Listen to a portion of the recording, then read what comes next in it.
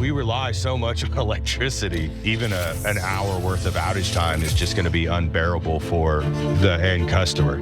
We have miles of transmission lines. We have thousands of substations. The entire country runs on the energy grid. Day-to-day agenda is patrol, respond to dangerous situations. If someone's injured and they need help and we can't find them, seconds matter. So we've got to get people on scene, on site, and locate where those people are so we can help them in the system. If you're safe and you have reliable power, then your customers generally are going to be super happy with the service that you're providing them.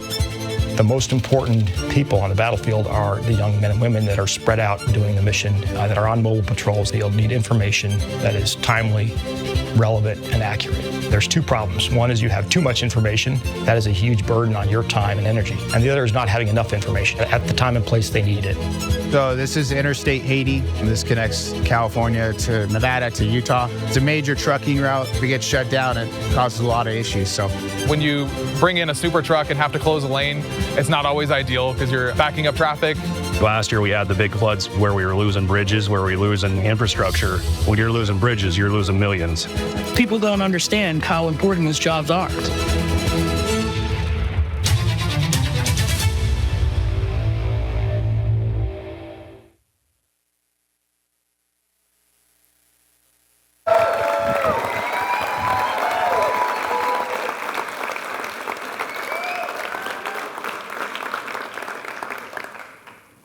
You all, those of you in the room here today live, those of you joining us remotely, you're the ones who keep the lights on, who protect our communities, and help to protect our national security. It is such an honor and a privilege to be here with you today and to get to work with you on a day-to-day basis. Our mission at Skydio is really all about you. We're trying to take some of the most advanced technology in the world and deploy it in service of the core industries that our civilization runs on. Our goal is to make the world more productive, creative, and safe with autonomous flight. And when we started 10 years ago, it's kind of crazy that it's been that long, the mission was just in our heads. It was theoretical. It seemed like drones had a lot of potential. It seemed like autonomy was going to be important.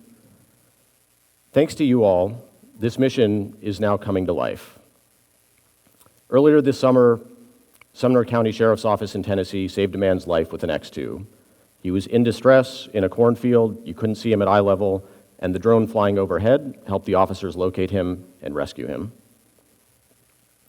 We're incredibly proud to have deployed thousands of drones as part of the U.S. Army's short-range reconnaissance program that help protect our troops and protect our national interests around the world. Japan has more bridges per capita than any other country in the world. They also have a lot of earthquakes. Thanks to JIW, a significant percentage of those bridges are inspected with Skydio drones. It helps them get efficiency for their aging workforce, and it helps keep the people that depend on those bridges safe. And there's hundreds more examples like this.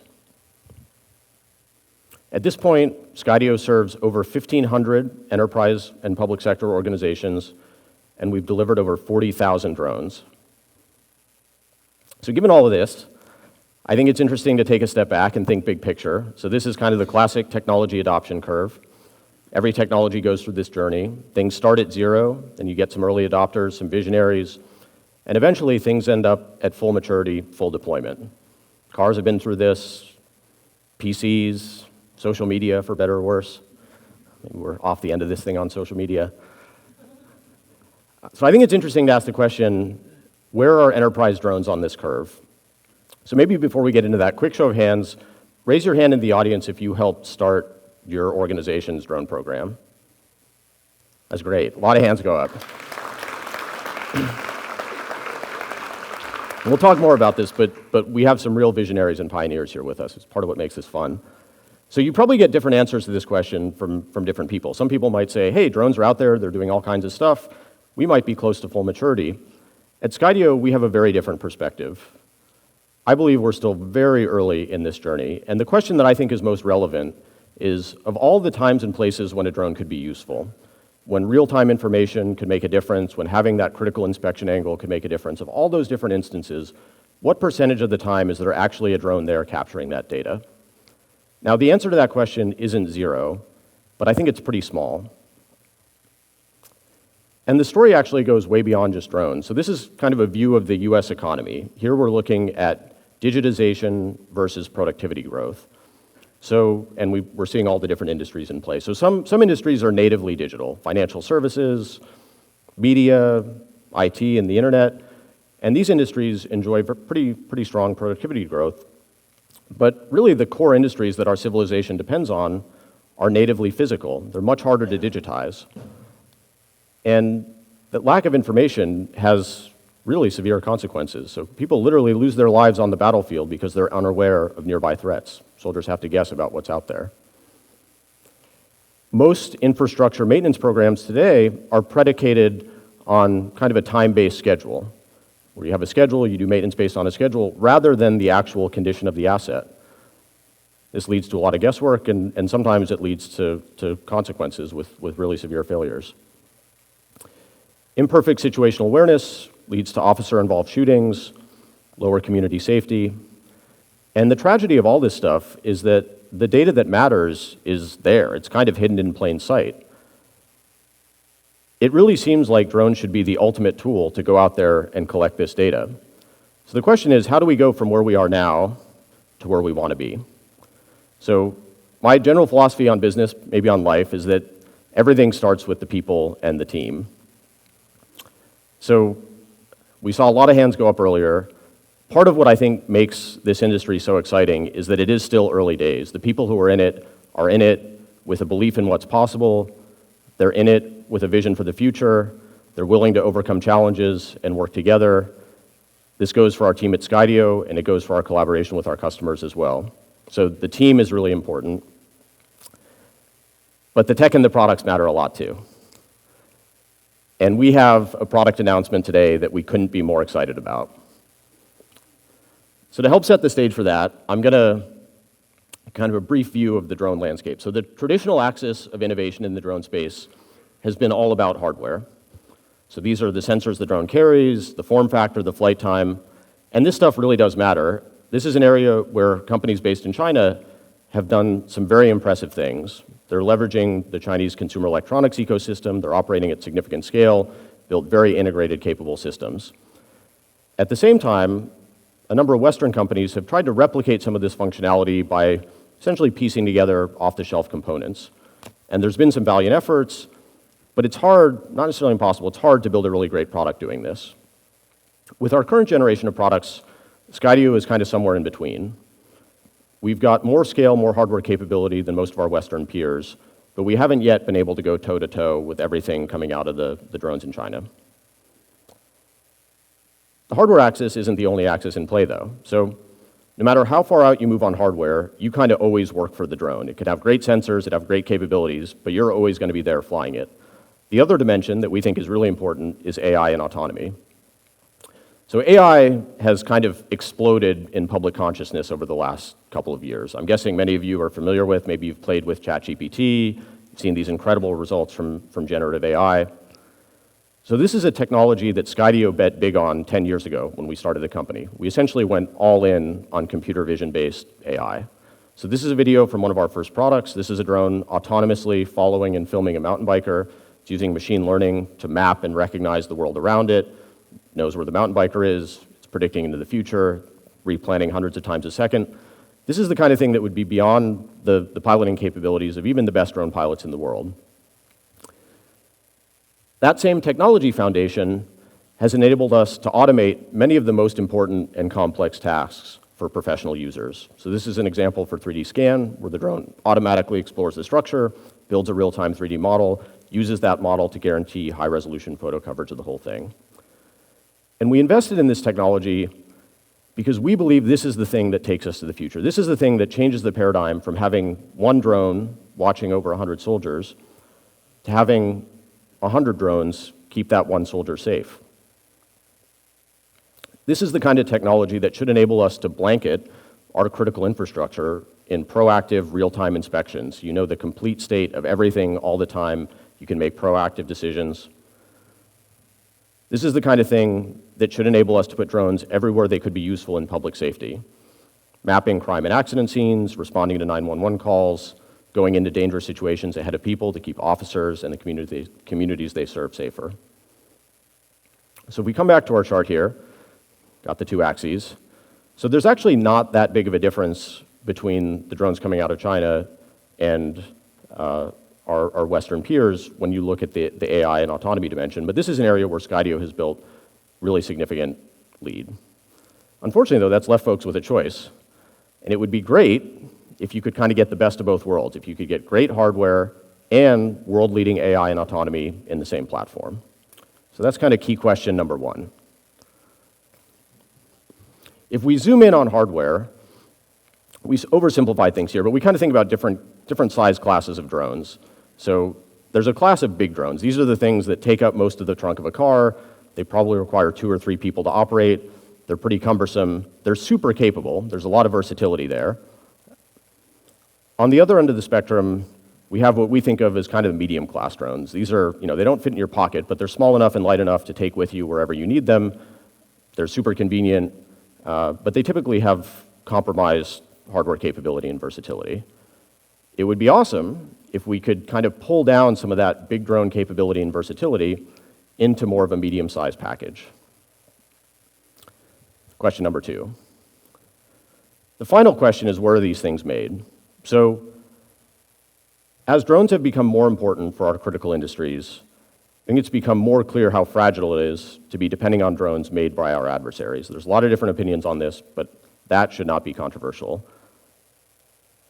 And I don't think it is. A recent poll, 90% of folks in public safety said that they would prefer to be using drones made by a US company. Unfortunately, today, we think it's probably less than 10%. It's a leading US company. This is something we take personally. It would be great if there was a US option that had everything you needed across the board. So we've got 3 key questions. Is it possible to get great AI and great hardware in the same package?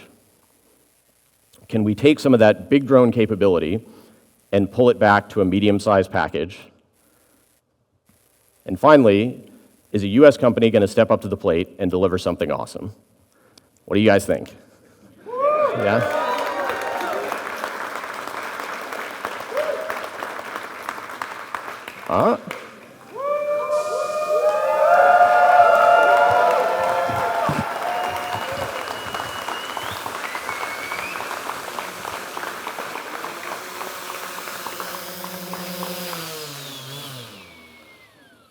All right.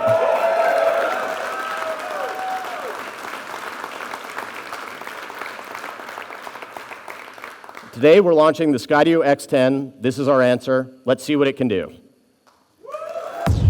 Behind every flickering light, every open road, every safe community, you'll find people.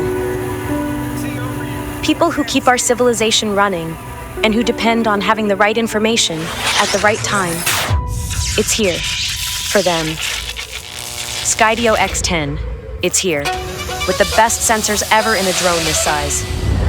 The first of its class with the FLIR Boson Plus, 640 by 512 radiometric thermal imaging with maximum sensitivity.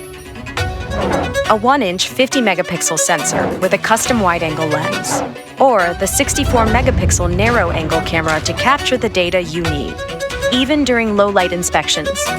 Transition Zoom can read a license plate from 800 feet and identify cars from 3 miles away. You've never seen like this before. It's here, and it's ready for anything. X10's durable, lightweight airframe goes from backpack to flying in under 40 seconds and thrives in the most challenging environments. It's tough, quiet, and resistant to electromagnetic interference. And the open modular platform is built to adapt, with sensor packages and attachments to get the job done.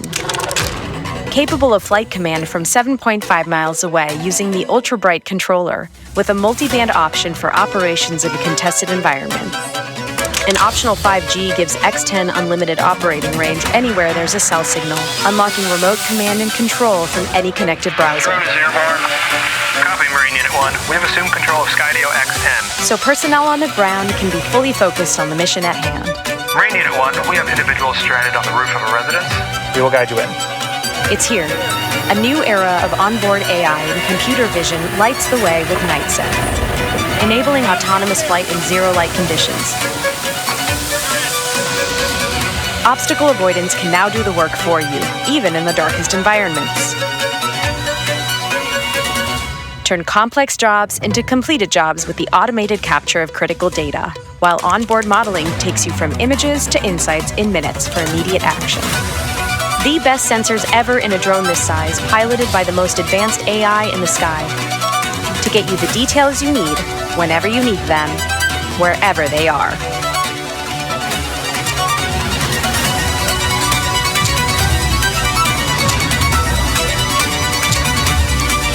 Designed, assembled, and supported in the US, and trusted around the world. Capture every last detail, night or day, rain or shine, when it matters most.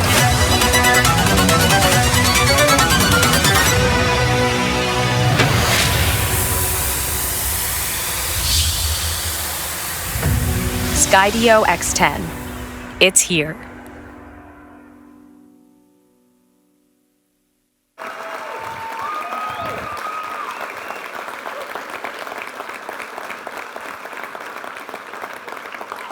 All right, so there is way more awesomeness in this thing than we could possibly get into a 3-minute video. There's probably more than we can get in a keynote, honestly, but we're going to try. So what we'd like to do now is kind of take you step by step through the product and show you what it can do, what it means for you, and also give you some insight into how we built it. This is really a cutting-edge aerospace device packed in an extremely small package. And we're going to start at the business end of the drone. We're going to look at the sensor packages. So these are the cameras that capture the data you need. This is an area where we've made massive investments over the last 3 years. We probably heard from 1 or 2 of you that a 12-megapixel camera might not always be enough to get the job done. We heard the feedback, and we're taking a huge step forward here. So to introduce that, I'd like you to hear from the team that did the work and in all the innovations going into X10. People who are most likely to use drones in the utility industry are going to be your linemen, your operators, your engineers. The introductory use case is really to replicate the operator rounds and get the operator to be on the ground where they normally would have to be up in the air or rappelling or in a bucket truck. The ability to see millimeter-sized or sub-millimeter cracks in insulators, be able to see the really small things that you would only otherwise be able to see by putting the human eye as close as you can, well within minimum approach requiring an outage. The ability to do that is super valuable. In order for drones to be a good solution in law enforcement, it needs to have really great imaging. There's no point in having something that's not providing you with the best possible results. And so we need sensors that are giving us clear images of what is happening on the scene.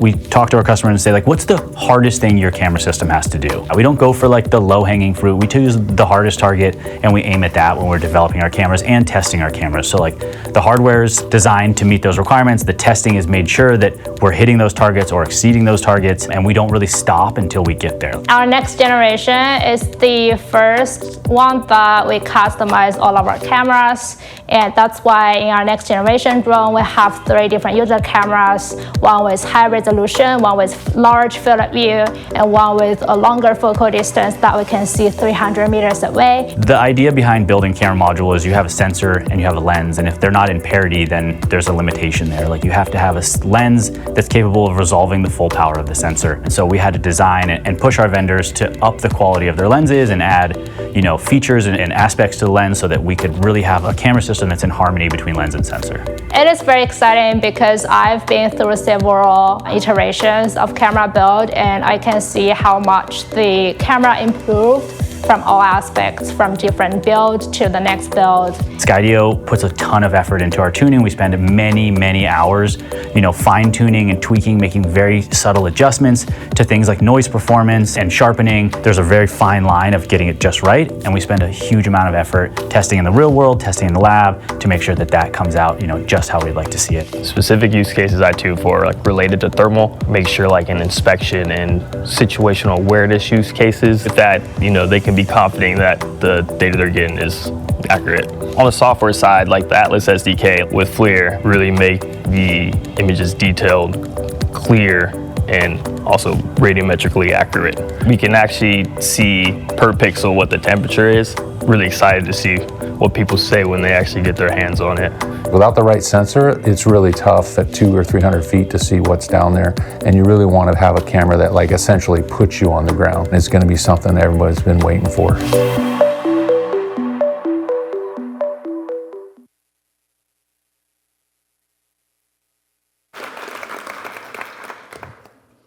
So the sensor packages on X10 are replaceable, they're removable. We'll have two options out of the gate.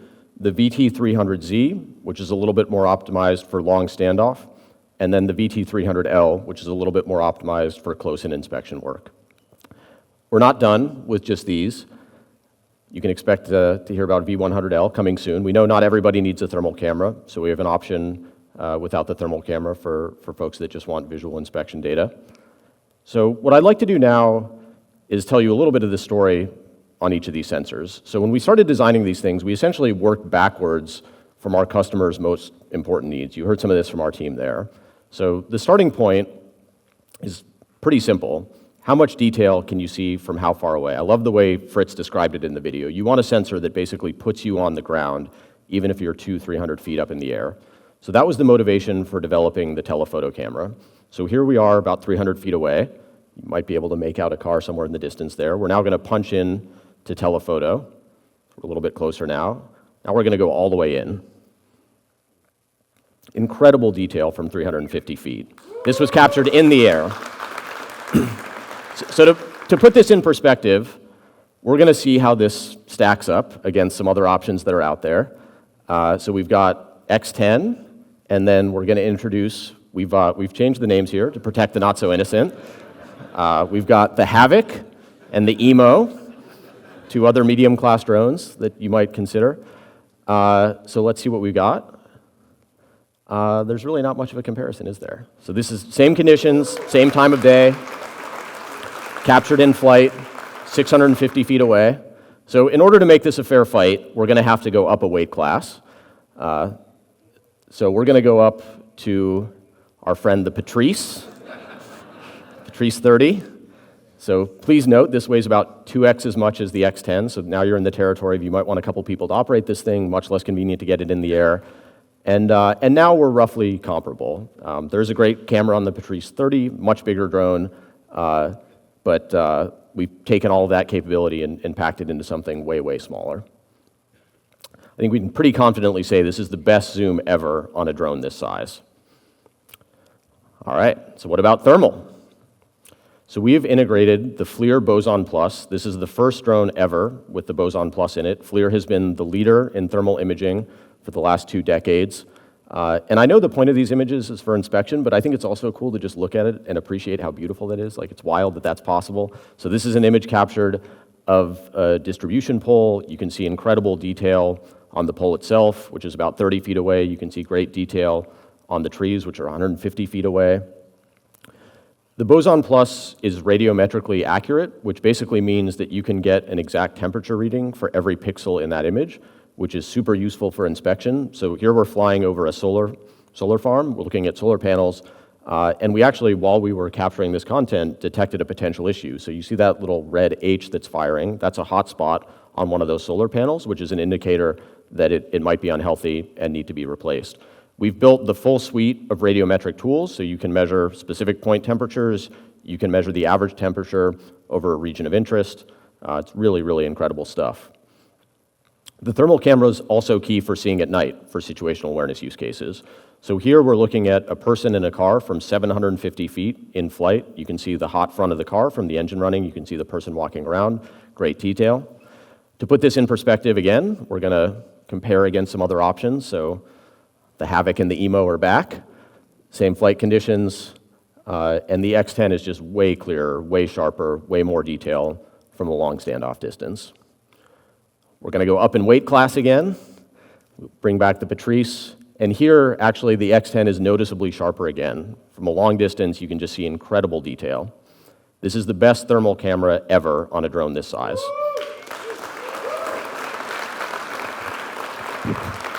All right. What about detailed inspections? All right, so when we talk to our customers in the civil engineering space, thinking about bridge inspections, we hear about, and we want to see the finest crack possible. That was the motivation for developing the narrow camera here. So we're looking at full frame image. This is taken about 1 meter away, so 3.3 feet. Does everybody see a crack in the image? Think you see the crack? Maybe. All right, we're gonna punch in. See the crack with great detail. Everybody see the crack now? Great. All right. That's not the crack we care about. We're gonna go in again. That's the crack we care about. So that is 0.1 millimeter crack in concrete, image from 1 meter away. We'll compare against other options out there. So now we're going to have to go up another weight class. This is the Patrice 300 now. So this is a drone that weighs about 3 times as much as the X10. I think you'd have to be crazy to fly this thing 3 feet away from a bridge that you were inspecting. So we didn't even try. We just carried it up there because we wanted to compare the camera, and it's pretty comparable. So at a fair comparison with a longer standoff distance, you'd be in a different realm. But this is an incredibly detailed inspection camera.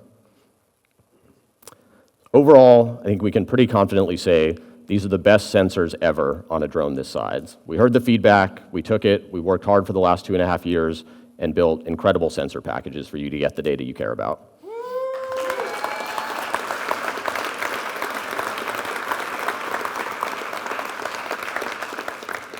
So now that we've got great sensors, we need to put them where you need them. And to do that, you need a great airframe. So we tried to build an airframe that was super versatile, super robust. The way we think about it, it needs to be ready for anything, anywhere, anytime. So to tell you more about that, I'm excited for you to hear from our hardware team on the great work they've done here. What's been proven so valuable to military forces is that a small drone that's small enough to be backpack portable and light enough to be carried by a soldier can go anywhere with that unit. And it's an organic sensor that they own, that they can deploy quickly at the time and place they need it to get the information. Having the ability to make better decisions on the battlefield is key.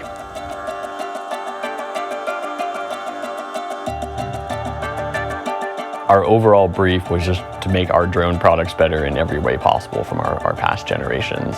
Having to carry around a giant aircraft would be prohibitive in a lot of use cases, and so size ends up being really, really important. It also ends up being very difficult, like making something that's super capable and very dense from a feature perspective is also really hard to make small at the same time. We've been able to incorporate all of these features into an overall product that's only 4.5 pounds, which is just awesome. Every square millimeter, every cubic millimeter really ends up mattering, and you end up fighting for those in order to make the product really elegant and small. So the challenge in designing drones is you want to make them as lightweight as possible. Any extra size is not only like extra material that customers are going to have to carry around that you're going to have to build into the case, but also the mass. So you want everything small, you want it dense. And that goes down to like on the component level. You like take our main logic board, everything is incredibly dense on here. We've been doing this daily, so you take a cross section of the drone, look inside, where is there wasted space? How could we move around components, interfaces, circuit boards such that we can take advantage of that wasted space? We have a lot of high power electronics inside. Like that's what enables the autonomy system, that's what enables the radio to work really well, the cameras to work really well, and as a side effect of that, there's a bunch of heat that's generated. So in this case, we have about 40 watts of heat that has to be cooled, which is a substantial amount. And so part of the design of the core structure is how do we remove that heat from the system as efficiently as possible. We intentionally decided to go with a 3-bladed propeller again this time, similar to X2. The 3 blades will slow down the rotor rate quite a bit and reduce the overall noise footprint, and we know that's important to a lot of our customers. In terms of durability, we've chosen a few design features to enable this to be a rugged, like enterprise product. For material selection on previous products, we chose magnesium and unfilled polycarbonates. On this program, we chose glass-filled and carbon-filled to increase the stiffness of the system without taking on an extra weight. Our arm structure is an ultrasonic welded assembly, and so we're able to basically fasten 2 pieces of arm material together in a continuous way around the length of the arm without using screws or snaps or other things. So it makes the arms really strong and really light and really robust in general, and that's a new process for us on this product. These things are going to be used and abused. They're thrown in backpacks, they're dropped off tables. We want to make sure that we're future-proofing all of these designs and validating them to how they will be used, not necessarily to just how they're being used today.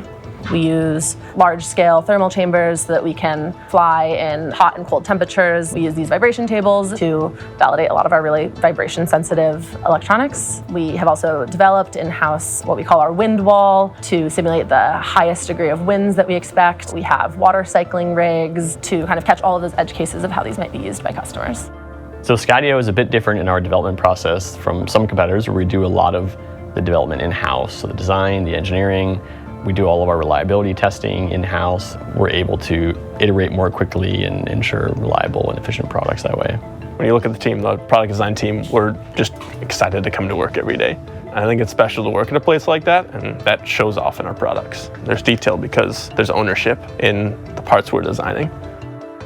So with X10, I think the customers should really be able to just achieve all that they need to do in their day-to-day work easier, essentially. It should be more efficient. It should be easier for them to move the product around, to use their product. They should be able to do whatever they need to do in their use cases with X10.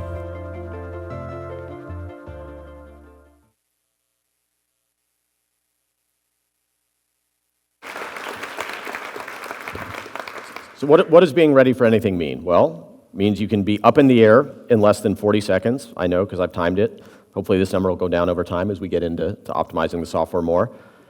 It means you get up to max 40 minutes flight time.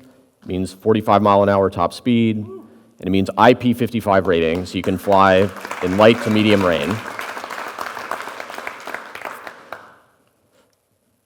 The other dimension to this is the modularity of the airframe. So from the beginning, we wanted to build a modular and open system. So there's 4 payload bays, top, bottom, both sides. And right out of the gate, we're developing a suite of first-party attachments to adapt to your mission. So we've got a spotlight, speaker mic to facilitate two-way communications. We've got night sense. We're going to hear more about that later. We've got RTK GPS for high-precision capture. And then we've also got a parachute for ultimate peace of mind if you want the final fallback. So we've got a very versatile airframe. We've got great sensors. The next thing we need to do is get connectivity to the drone so we can get control and we can also get the data to where it matters. This is another area where we've made major investments over the last 3 years to bring together a suite of connectivity options. So you'll hear now from our wireless team on the great work that they've done. Connectivity is probably the second thing everyone asks for, the camera and the connectivity. I need range. Certainly in urban environments, the high RF means that even though you may not want to go 12 miles, you need a signal that's strong enough to do that because you're going to be flying in RF-rich environments. You'll fly behind trees, behind buildings, and that's not only important for flying by hand with tactical operations, but that's also important for advanced operations like drone as first responder. Rather than just focusing on the single radio link between the controller and the drone, we took a approach where we wanted to sort of enable a suite of connectivity options. And between those 3 connectivity means, we have a rich fabric that allows crisp video and responsive controls and seamless connectivity no matter how complicated of a mission you throw at the X10. We kind of started over from the ground up with new hardware that was optimized in terms of its sensitivity and antenna performance to provide maximal coverage in all directions. We added capabilities that improve performance in a congested environment by significantly improving the link that transmits from the controller to the drone. We have an asymmetric link. The command and control that is used from the controller to the drone is very, very narrow. We don't send a lot of data to control the drone. The downlink is actually standard. It's a meaningful and significant benefit, and it sustains the link further out and make it much more robust. The multiband radio on the X10 offers a wide range of flexibility, allowing users to select specific frequencies tailored to their operating environment. This was an important design consideration for optimizing radio performance in support of global government and international customers. With this next generation drone, the one feature that I'm most excited about is the maximum range that we're going to get. So in our case, we basically do a lot of innovations in the materials that we use, in the type of PCB materials that we choose, the type of wires we actually put into our system for better shielding, better noise immunity, and better noise rejection from the environment around it.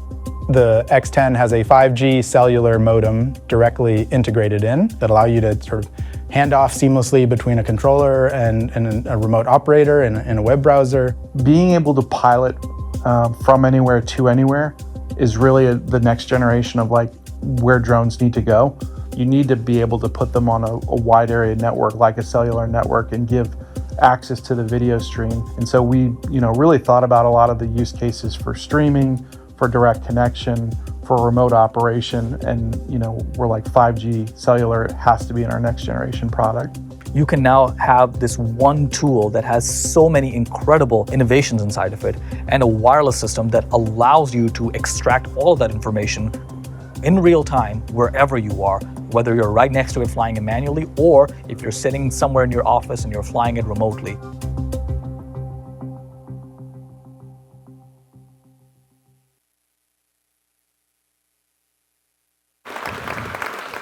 All right, what are we going to do with 5G? So how many people here are familiar with the concept of drone as first responder? Most, all right. So how many people know the origin story of drone as first responder? Fewer, some, but fewer. All right, so once you've seen this, you really can't unsee it. The concept of drone as first responder is sending a drone out in response to a 911 call. It gives you real-time aerial intelligence, gives everybody better information to make better decisions. We see this as the future of drones in public safety. It's been a big part of our vision in the space for years now. And philosophically, one of the things that we try to do as a company is when there's something that really matters, it's really important, we go out and we try to find the best people in the world at that thing. So I'm super excited now to introduce Fritz Reber, who leads public safety integration at Skydio, who's one of the creators of DFR, to show you what it's all about.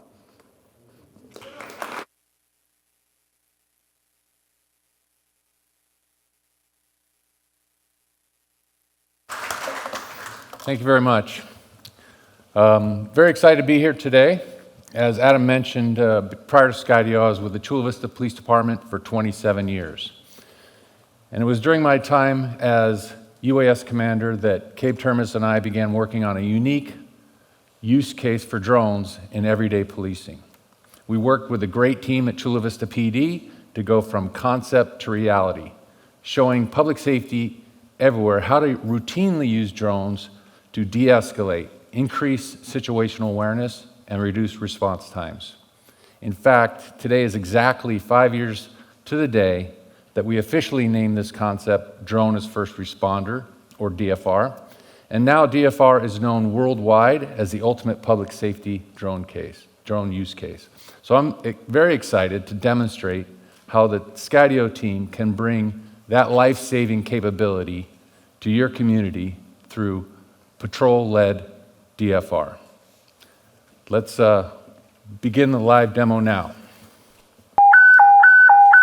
Hi Frank, I have a call pending in your area near 223 Halleck. Caller states the female appears disoriented, talking to herself and carrying a knife. Subject is a white female, thin-built, blue shirt, gray pants, black boots. No threats or reports of injuries at this time. Be advised, I don't have any other available units right now. Hi, Frank. I copy. I saw the call come over on the CAD system. I'm staged about a block south with the Skydio X10. Do we have any DFR pilots available? DFR1, I'm monitoring. I'm available to assist. Hi, Frank, the DFR1. You're clear to launch, and show me switching to Axon Body 4 for recording and comms. DFR1 copies. I have you loud and clear on Axon Respond, and I'm launching now. Hi, Frank, copy.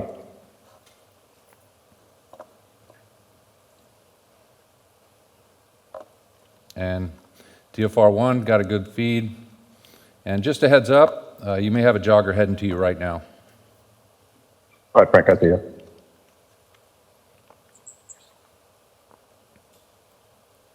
DFR1, be advised, we might have a possible underneath the bridge north of us. Copy that. I'll head that way. I'll start the search now. I'll go down low and look underneath there with the thermal. Copy. I'm going to clear this parking lot and continue north. Copy that. And got the thermal on. So far, no heat sources. Appears clear under the bridge. Still looking. 10-4. And DFR1, I actually might have a possible here. It's under the northeast corner of that building in the crawl space. Appears to match. It's a female, definitely talking to herself. She actually has a large fixed-bladed knife in her right hand. 10-4. Just hang there. I think she's keyed in on my drone. Affirm. She sees my drone. She's coming out and still has a knife. Actually, she's putting the knife down now. She's got the knife down now. She's got her hands up, surrendering to the drone. You might be able to reach out and call to her now. All right, Frank, I see her. I'm going to call her out to me now. Miss, police department. Come on over this way. You all right? You have any other weapons on you? And okay. Keep your hands up, come towards me. DFR1, as soon as you can clear code 4, I'm going to have to clear for a nearby missing child. All right, DFR1, you're clear to disengage. She's requesting to go to the hospital. We're going to be code 4 here. Thank you for the backup. Copy that, DFR1. Good job. I'm out.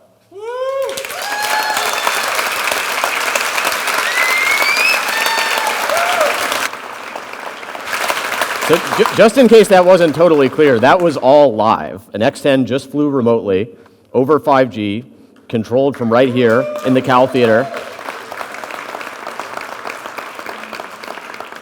Now, the beautiful thing about what you just saw is you can do it today. It fits into existing drone operating paradigms. The X10 can be carried in the trunk of a police car, and if an officer on scene needs extra support, they can put it on the ground and they can get virtual real-time support from a real-time crime center, somebody flying overhead, looking around corners, helping them get the information that they need. And the X10's autonomy enables that to be done at low altitudes to get the vantage point you need. It's really, really incredible stuff.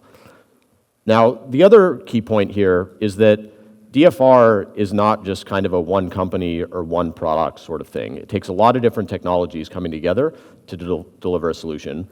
And we couldn't be more excited or happier at Skydio to have a really close partnership with Axon, the leader in public safety technology deployment. To tell you more about our work with Axon, I'm incredibly excited to welcome their Chief Product Officer, Jeff Koonins, to share more about what we're doing together.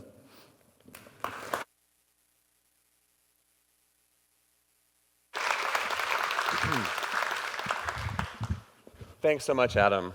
Wow, it is such an incredible honor to be able to be here today and to be able to play even a small part in this incredible launch of the all-new Skydio X10. It's pretty amazing, right? Yeah. So as Adam said, my name is Jeff Koonins. I'm the Chief Product and Technology Officer at Axon.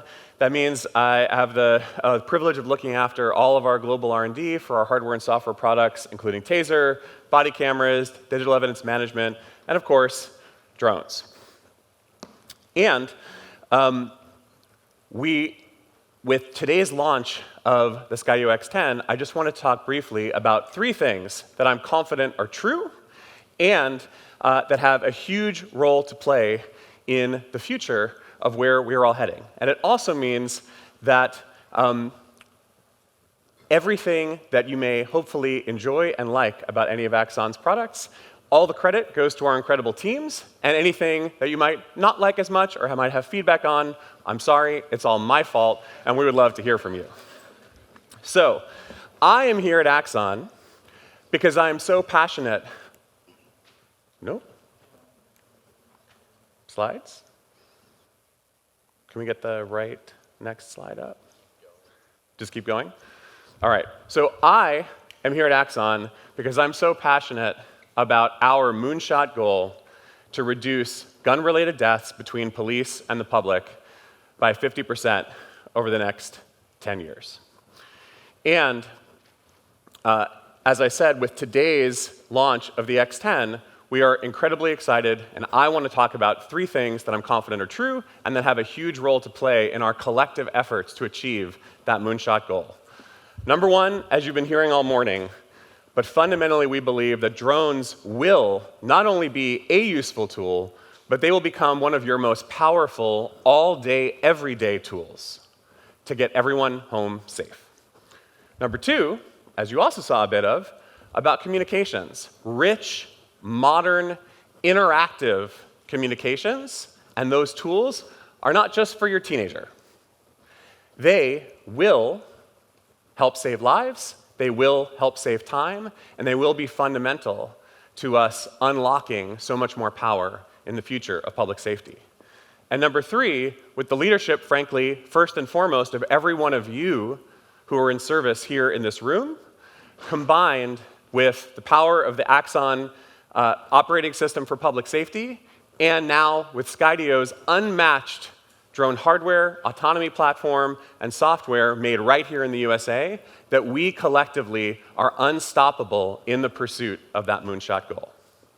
So first, let's talk a little bit more about DFR and drones as first responder. As you heard from Fritz and others, now thanks to the groundbreaking work by agencies like Chula Vista, we are now starting to really have the data to back up the promise of both the life-saving benefits and, frankly, the dispatch efficiency benefits of DFR.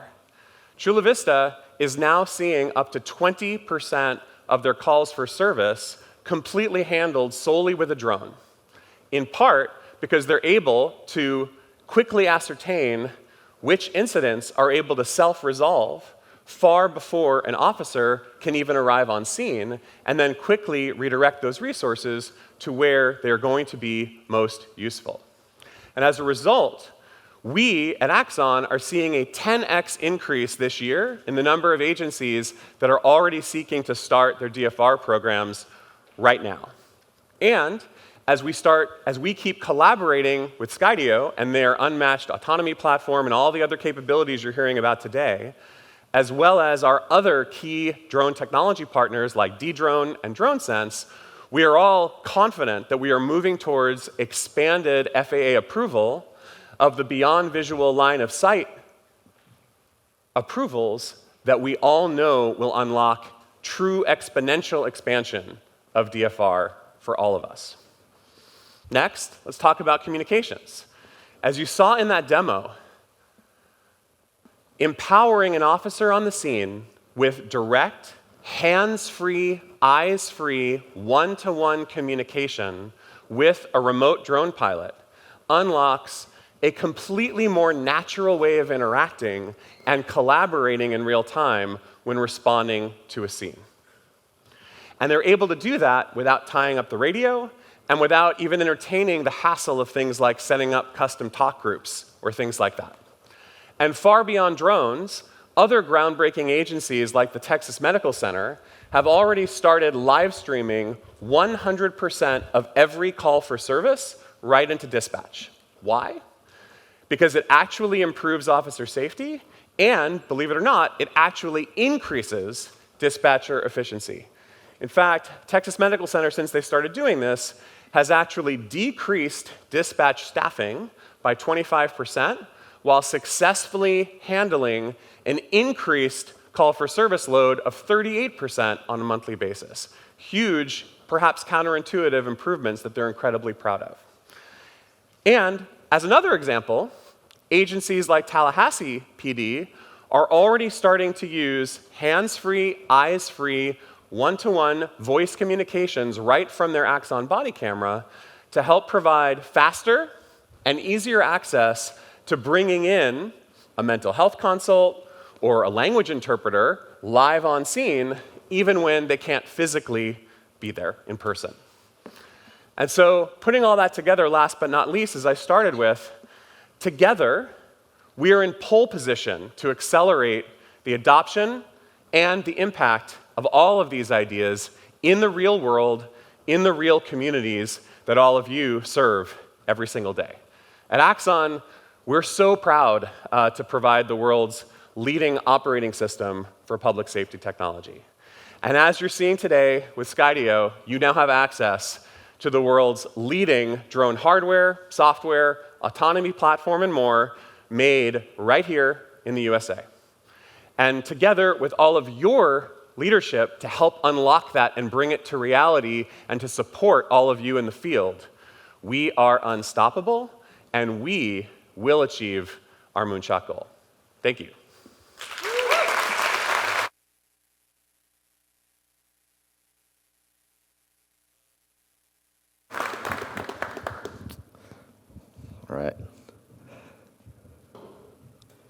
We get slides.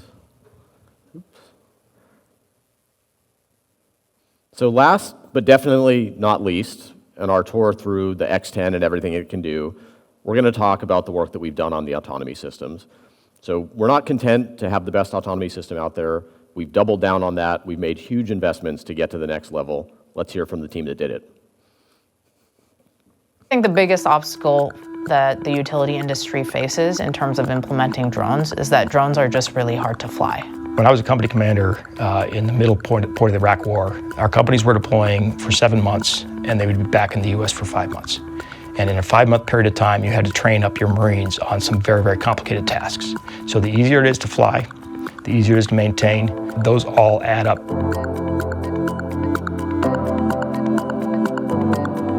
Our second generation drones were the first drones that really were autonomous enough to operate in unknown, complex environments. Now, with our third generation of drone, we are fundamentally upgrading both the camera package with custom design navigation cameras and also a compute package by having the NVIDIA Orin and state-of-the-art Qualcomm Snapdragon chips that have 10x the deep learning capability. With increased compute power, we're able to process these cameras at higher resolution, and then we're also able to see in lower light and higher dynamic range scenarios. And so we're going to be able to really fundamentally upgrade what our drones can do. We were able to build the whole camera from scratch as a custom design. Every single part of it was optimized for its maximum functionality, which is very hard to get with off-the-shelf components. We're able to go to like more than 2x the sensor resolution that we had compared to our previous generation. So what that means is like our sensor resolution is so much better than what we had before that we should be able to detect and avoid like much smaller obstacles with much higher accuracy. So that resulted in what I consider is a best-in-class navigation camera. One of the things that we're doing is we're supporting IR or thermal subject detection for the very first time, building a lot of these features that enable operators to have a better sense of their surroundings, and that's what situational awareness is all about. Right now, we're enabling the ability to autonomously track vehicles and people from very far away in daytime and at night, primarily talking about doing that on the long wave infrared or the thermal camera.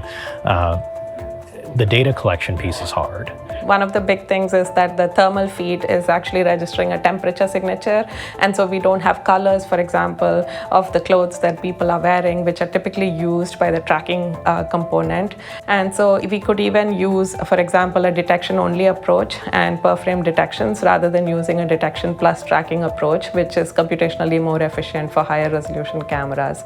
We demonstrated against a variety of different backgrounds that we're able to track subjects very effectively. Having a really powerful camera and sensor package combined with much more powerful computing allows us to be able to build for years on top of this platform to add more and more AI functionality and make the drone more powerful because we have the foundations of the hardware. Ultimately, the improved autonomy makes the barrier of entry even easier because it takes the burden off of the user to have to be perfect. At the end of the day, you're not looking to make pilots. You're looking to give your existing frontline personnel the tools that they need and the skills that they need to do their jobs more efficiently and more safely.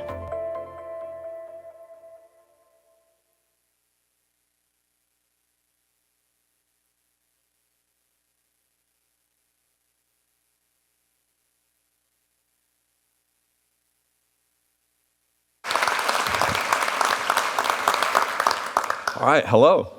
So as you just saw, autonomy is not a feature for us. It's kind of the whole architecture. So from day one of this company, we've worked to optimize everything, the hardware, the software, the algorithms, the UIs to enable true end-to-end autonomous flight. And that's what you need to do to make it really work. Because when it works, if you're a skilled pilot, it reduces your mental load and makes it so that you can fly more productively. If you're a brand new pilot, it makes it so that you can get up in the air and flying with confidence in just hours.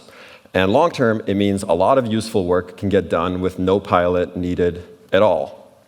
So the X10 is our new foundation for AI and autonomy for years to come. And why is that? Well, because it's a flying supercomputer. So this thing has on board the latest flagship NVIDIA Orin processor and a top-of-the-line Qualcomm Snapdragon processor. Together, they have 85 teraops of computing power. So that's 85 trillion operations per second that can be used to run our deep networks and everything else. That's 10x the previous generation drones, which are already the top of the line. So why do we need that much horsepower? Well, earlier Adam mentioned ChatGPT, and I think a lot of us have gotten a sense of just sort of the amazing general understanding and reasoning capability of modern AI. And so the X10 is built to enable this kind of general purpose visual understanding on board our drones by being able to actually run foundational models. So that's going to make the drone smarter, it's going to make it faster, it's going to make it get better in the years to come. The most important input to the autonomy system is the 360 navigation cameras. So that's why, as you just heard, we've invested in best-in-class custom sensors for this drone. And the combination of that computing power combined with the cameras just upgrades the level of robot intelligence.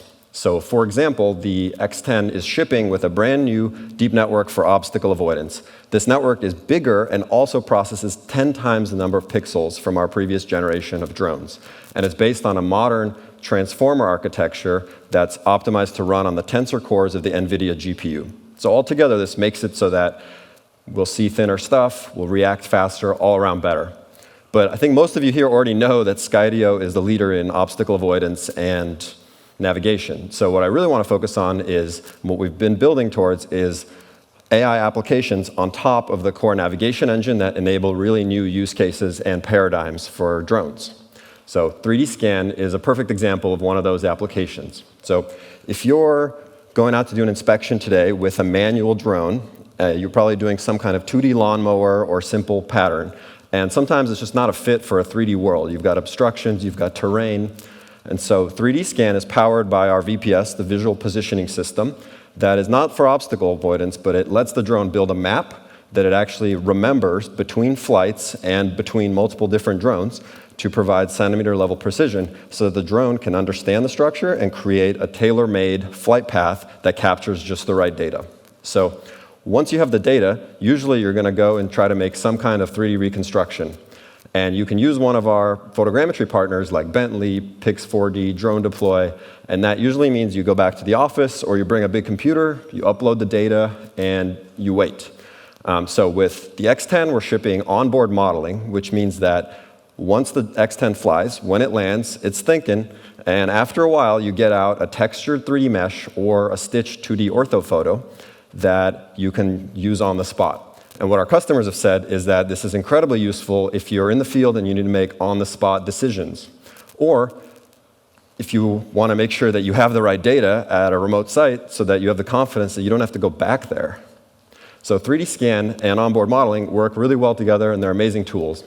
But let's take a preview into what we see as the next step. So 3D scan is built to capture kind of comprehensively every inch of a surface, which is often great, but sometimes you're not there for that. Sometimes an operator has a very specific shot list they're there to get. They want to get what matters, the insulator, the junction, the skid marks, whatever, and they want to get in and out quickly. They don't have time for thousands of photos. And so what we're trying to do is exactly that for 3D scan, extend it so that it understands what we're looking at, what matters, and be able to capture an automated shot list and do it in record time. So we're starting to see early R&D results for this, something that we think can scale and be really powerful. So we're excited to kind of work with you all to develop this within the Skydio ecosystem into something that really has an impact. And let's just take one more step further, now looking into the future. So the combination of the X10's compute with its sensors, with foundational AI, starts to turn the drone into something really different. So we like to think of the drone going from a tool to being a teammate, as a kind of an embodied AI that can communicate with you with natural language and can learn and kind of be trained. So to work with humans, to work with other robots. And that's kind of the vision that we have. That's what we think this hardware foundation lays out for. But all right, I'm getting a little ahead of myself. So let's just rewind and talk about what we're announcing today. So far, Skydio's leading vision-based autonomy works primarily in the daytime because there's light for the cameras. So that's about to change. So I'm really excited to introduce today something that nobody else in the world offers. So let's take a look into NightSense.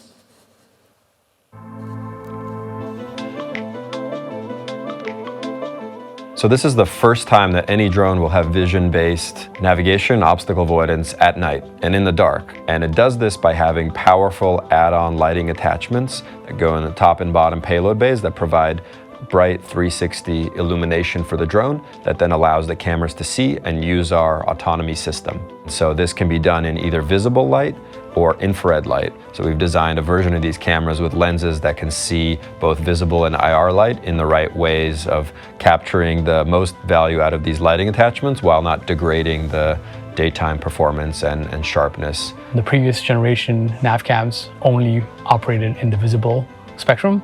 But for this one, we optimized it for performance also in the near infrared. So we had to carefully work with make a custom filter, working with a filter design vendor to make sure the band is wide enough to let the active illumination that we're going to provide at night go through with high transmission, but not so wide that it compromises performance during daytime because there's a lot of infrared coming from the sun. It's very challenging, but that's one of the reasons why we had to make it custom.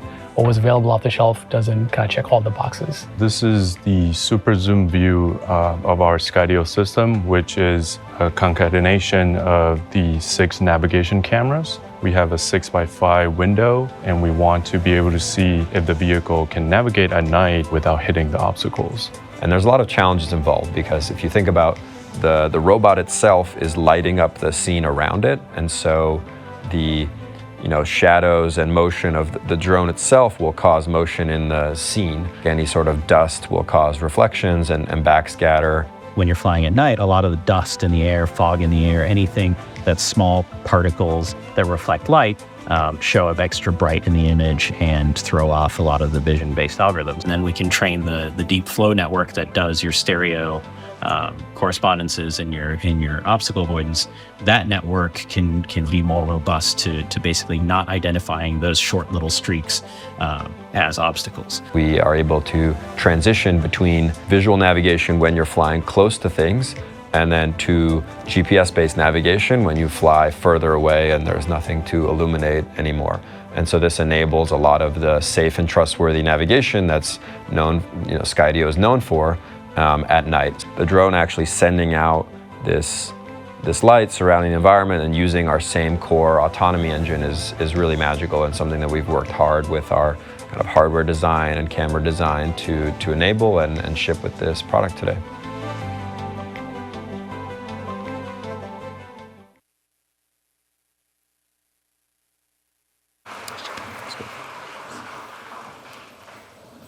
Mike? Yeah, Mike. It's awesome stuff. This is the kind of thing that's only possible with really tight integration between the hardware, the software, the lenses, the algorithms, designing the custom networks, everything coming together to unlock this capability. We developed NightSense because we know that many of our customers' most important missions happen at night. So this could be used for nighttime search and rescue. You could use it to get under the tree canopy to see things you wouldn't be able to see any other way. It could be used for low light inspection. So it's one thing to see NightSense in a video, hear all about it. We thought it'd be fun to give you a live demonstration of this capability, so you all are going to be the first in the world to get to see this. This is a NightSense demo, so we're going to need the lights off. Go lights off. All right, do we have streams up on the TVs? It looks like we do. All right, let's do it.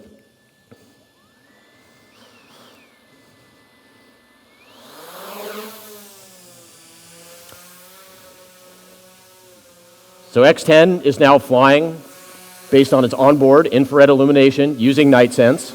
We're going to give you a view, so you can imagine you're the operator. You can fly around. We're looking at the thermal camera here. Feel free to wave at it. It's a radiometric camera, so we know if you've got COVID. Hopefully nobody does. All right, so here it's using visual navigation for state estimation, so the only way it knows where it is because it's looking at those cameras. Now we're going to take it up a notch. Let's lower it down to obstacle height. Cabe, who's flying this thing, even though he leads solutions engineering for us, he's not a very good pilot. He's just going to jam the stick forward, and we'll see what X10 can do. So now we're actually looking at the navigation cameras of X10. So this is how the drone sees the world.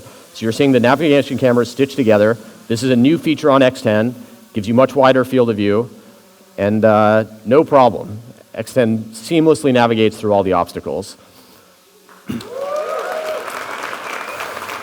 So the final level here, so you've seen it avoid some wooden structures. The final test is, can it avoid a CEO? So let's replace the wood with me. One of the other cool features we've unlocked on X10, excuse me, this is actually a feature that's so cool our marketing team hasn't been able to figure out a name for it yet. But basically what this enables you to do is it enables you to see the 3D structures the way the drone does. So if we can go ahead and turn that on, you're going to get to see the way the drone sees the world. So if I walk up to it here, you see it recognizes me. All right, let's see if it'll avoid me.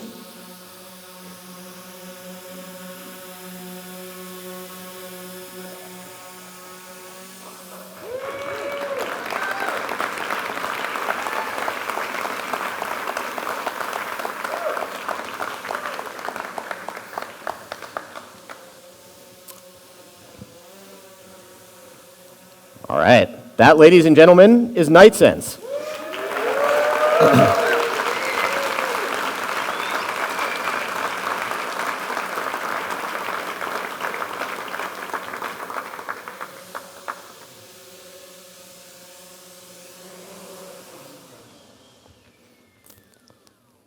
All right, good to see you all again.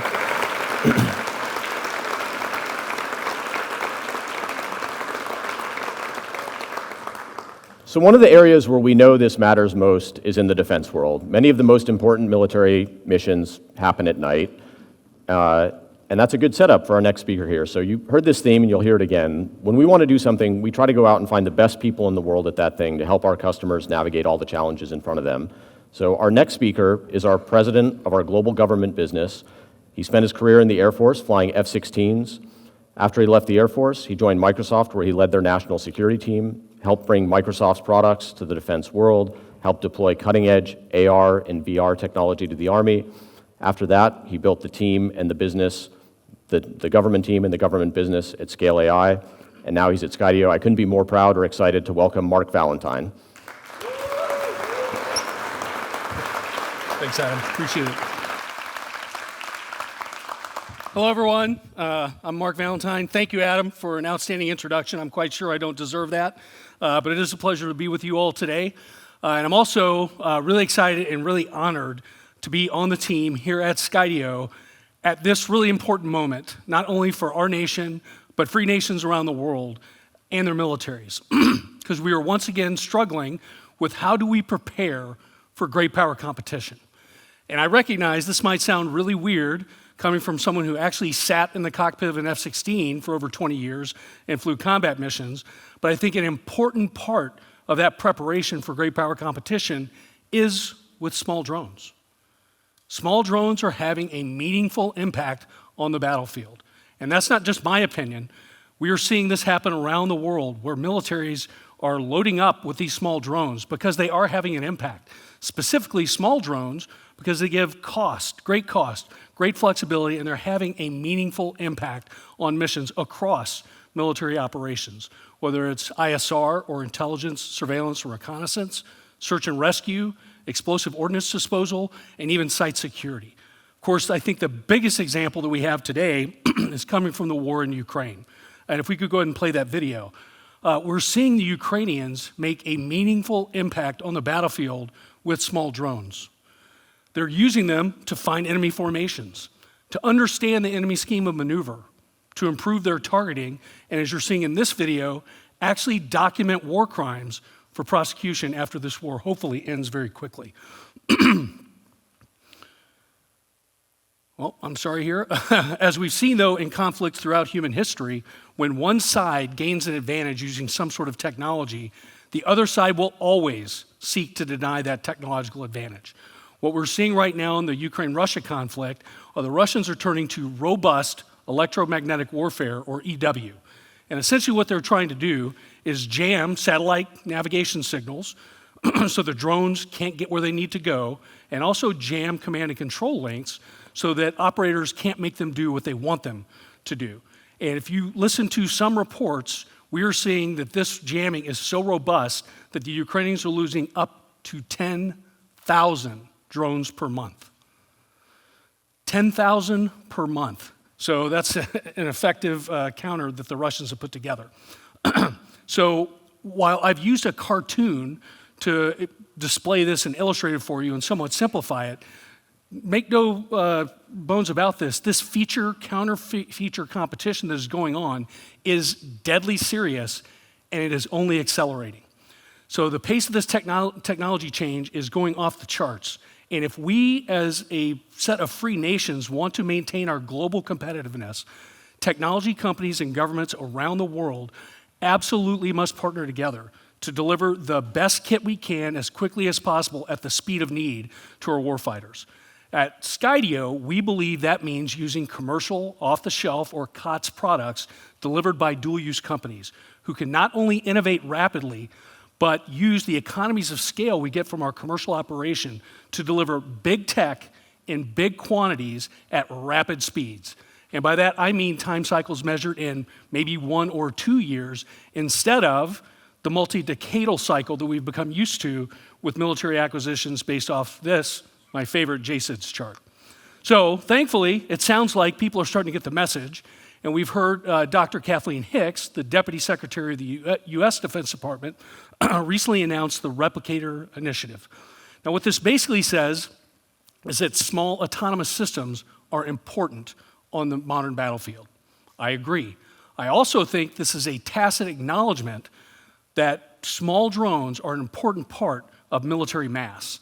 And for those who aren't military scholars, mass is an important concept in military operations, and military theorists have been writing about this for literally 2,000, almost 2,300 years when Sun Tzu first started talking about it. At a high level, what it really means is the ability to concentrate power at a specific place at the right time to achieve the desired results. And if we've learned nothing from what has gone on in the Ukraine conflict right now, when we as free nations are building our forces in this great competition, especially against people that we expect to use robust electromagnetic warfare against us, we absolutely have to be building smart drones at scale and doing it now.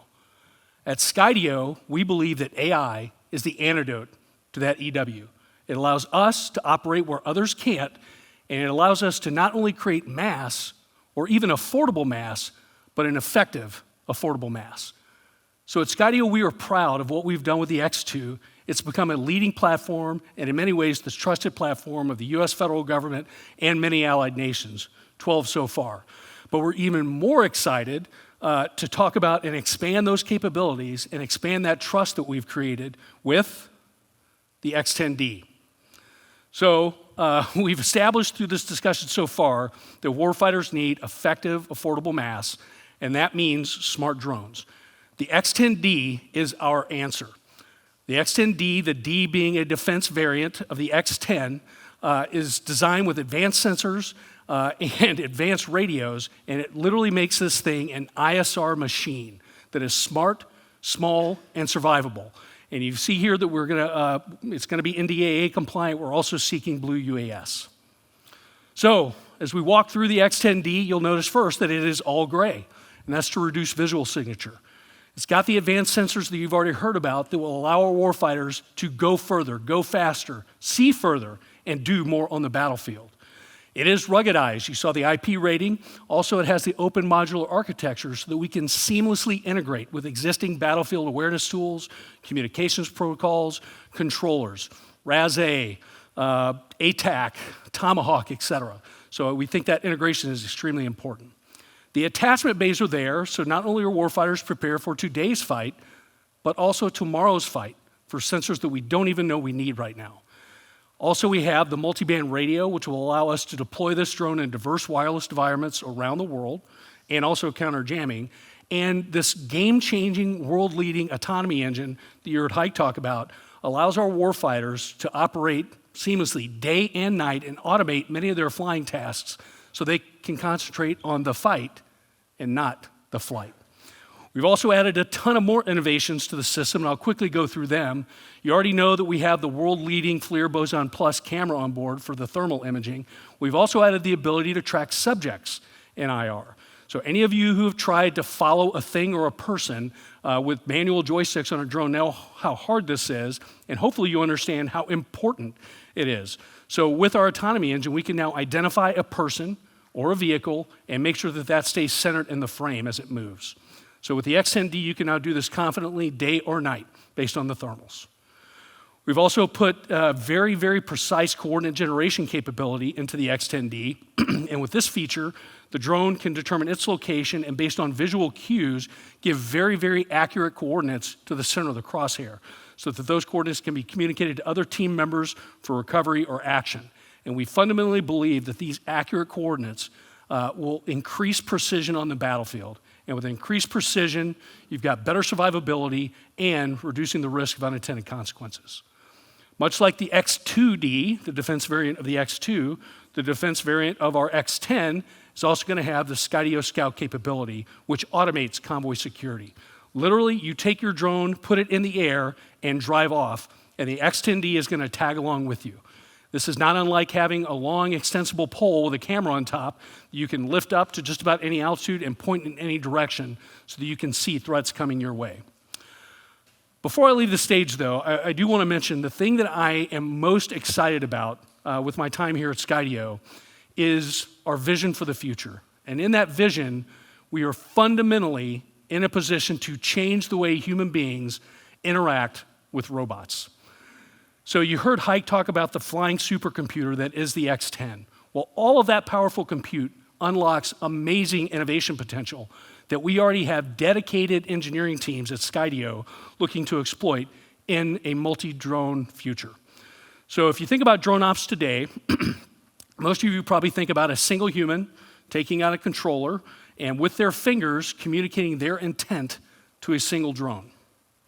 That's great, and that works. But when we look at the trend lines of the future, we see a future battlefield with orders of magnitude more drones in them.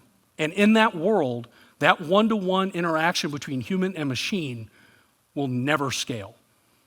We absolutely have to get to a one-to-many situation where that single human can translate their intent and distribute it amongst tens, hundreds, maybe even thousands of intelligent flying machines who can then independently reason on how they can work together to achieve that intent.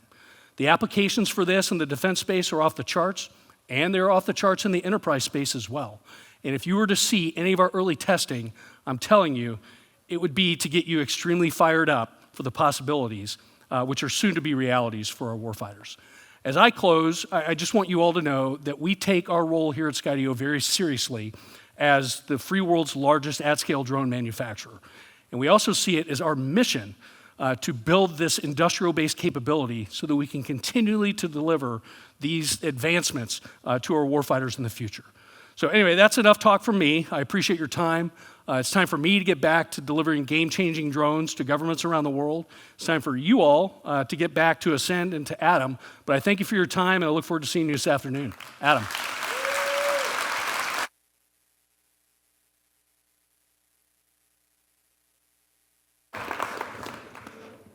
Expect to hear an F-16 firing up any second now.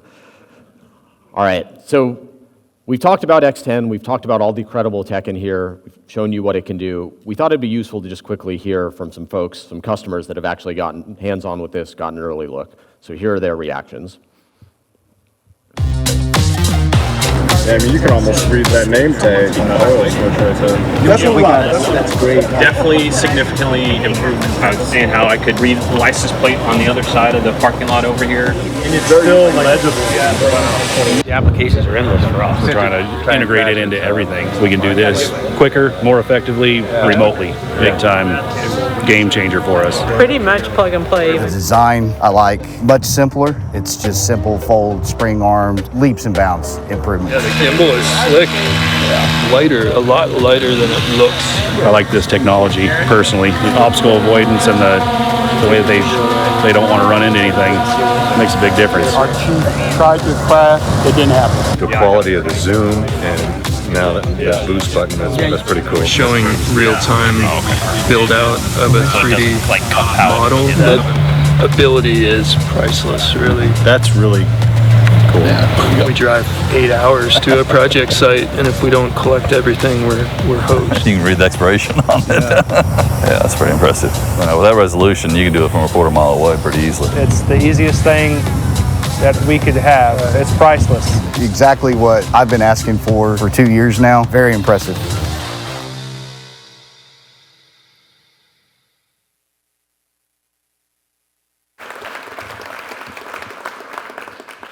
All right, so we talked about being pioneers. We have a lot of visionaries in the audience here.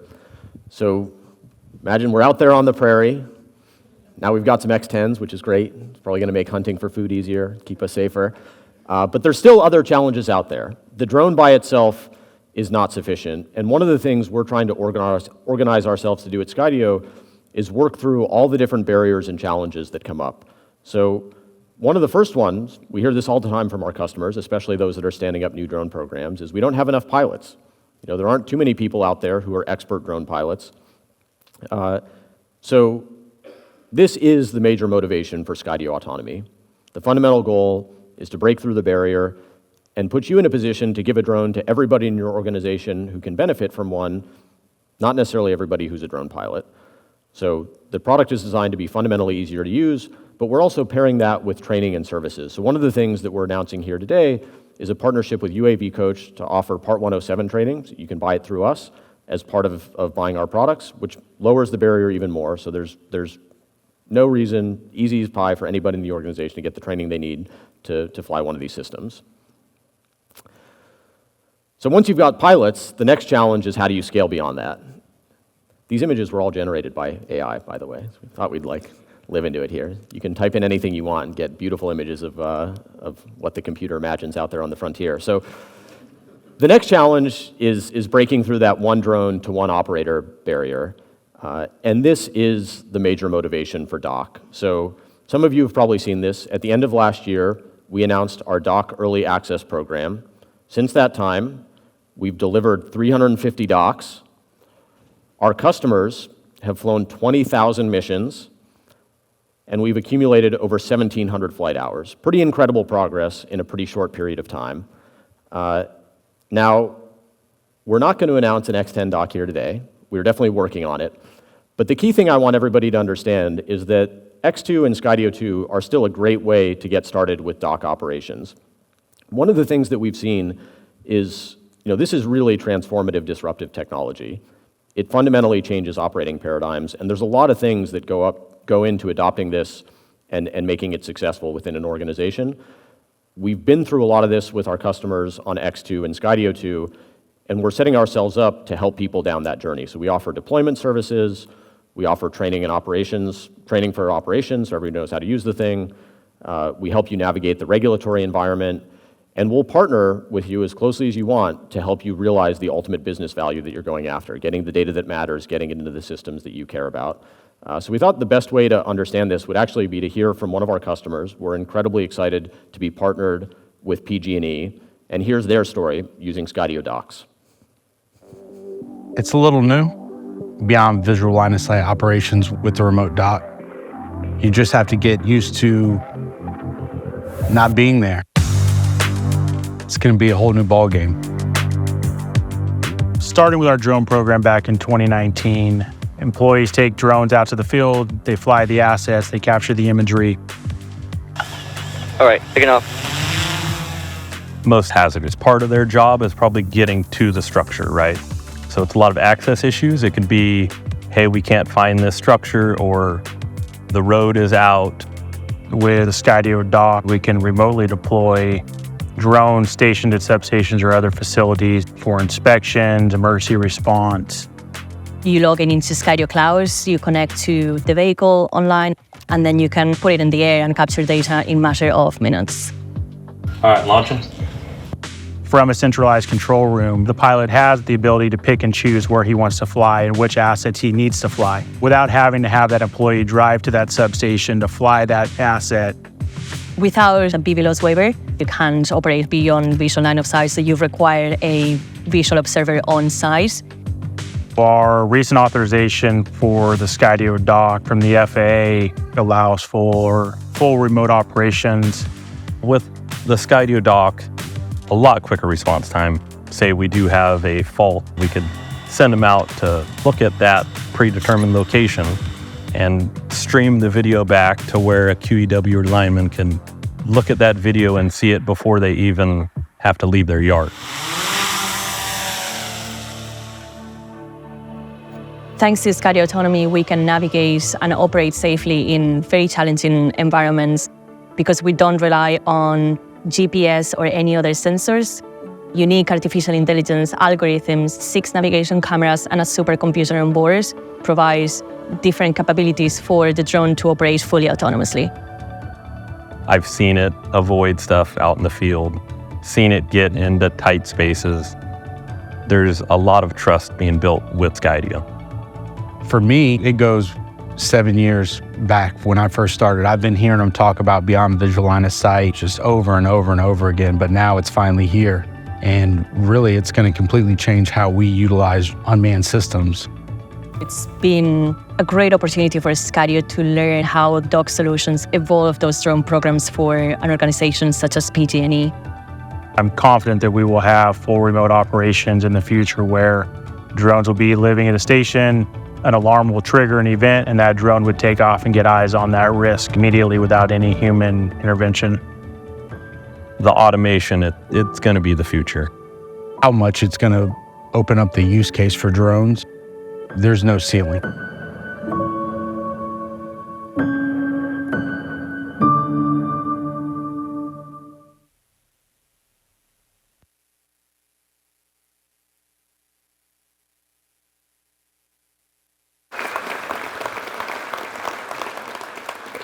Thank you to PG&E. There's some really great stuff in there. And we're going to take it a step further now. So this is the most fun part of the day. I'm really looking forward to being joined on stage now by 3 of our customers. And their organizations and their titles basically speak for themselves. So I'm going to just roll through this quickly. We've got Jason Regan, the VP of Inspections at PG&E. We've got Bob Brock, Director of Aviation at Kansas Department of Transportation. And we've got Chief Shell, oversees all of patrol at NYPD. Please join me in welcoming them on stage. All right.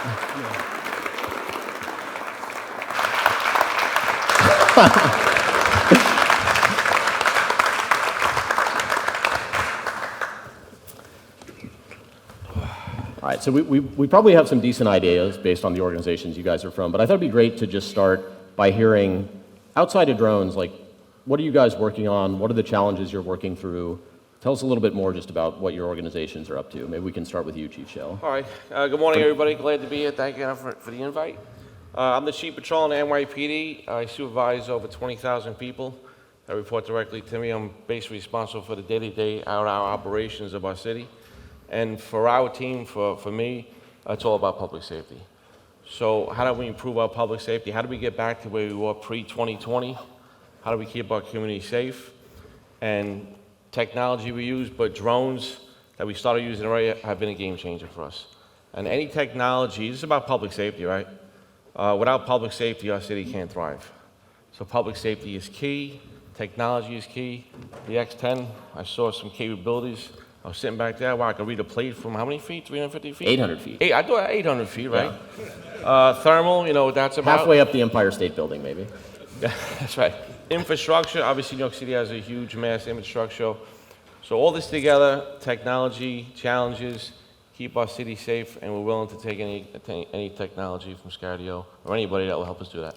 Awesome. So I think most of us are probably familiar, well, we're familiar with all these organizations. Most of us are probably customers of PG&E. So we have some familiarity there. But Jason, can you talk us through, like, what does inspections at PG&E mean? What is your day-to-day? What are the challenges you're thinking about? Yeah, absolutely. First, I would be remiss if I didn't say thank you to all of you. I think you said pioneers out there in this space. The video that you saw earlier was a collaboration. I know you said customer, but it's really a partnership and the true spirit of interdependence between teams. So thank you. And thanks to all of you out there that are helping change the way that we go about ensuring public safety, inspecting of assets, and having situational awareness in areas that we desperately need that in. If you smell in the air a little bit right now, it's a little bit of smoke. And I know Adam, you and I said, hey, look, it's not about wildfires, but Pacific Gas and Electric, along with our peer utilities in the South, have taken a stand that catastrophic wildfires shall stop. And there's no only if it involves PG&E equipment, only if it's in our service territory. We need to stop catastrophic wildfires from starting. And you are all part of that pioneer opportunity to do so. So we inspect about 500,000 distribution assets by ground, and we inspect about 60,000 transmission line assets by both ground and air. That does not include our patrols or our substations. And so I work for all the fellow coworkers at Pacific Gas and Electric, born and raised in California, quite frankly here in San Francisco. It's my state, it's our company. And we're looking to do everything we can, stay tenacious in our approaches, stay as owners, be curious with technology, and continue to implement and support new approaches that promote, to Chief's point, public safety, minimize the impact to our customers. And I know we had this conversation back at your headquarters that involved, it's one thing to be able to go beyond visual line of sight and the advancements and the rewards with it. But it's another thing to work with a homeowner to say, we don't need you to put your cattle away. We don't need you to stop growing the food that serves America in here purely because we need to come in and inspect. And you and your team have helped us provide that type of capability. And then the last piece I'll just push on quickly, and I know we got a lot of questions here, but it's the quickness and ease to get eyes on sight with a threat. And that threat could be equipment that needs replacement, could be an active threat relative to our state, our communities, our infrastructure, and we just appreciate the opportunity to partner with you in this area of advancement. Great, thank you, Jason.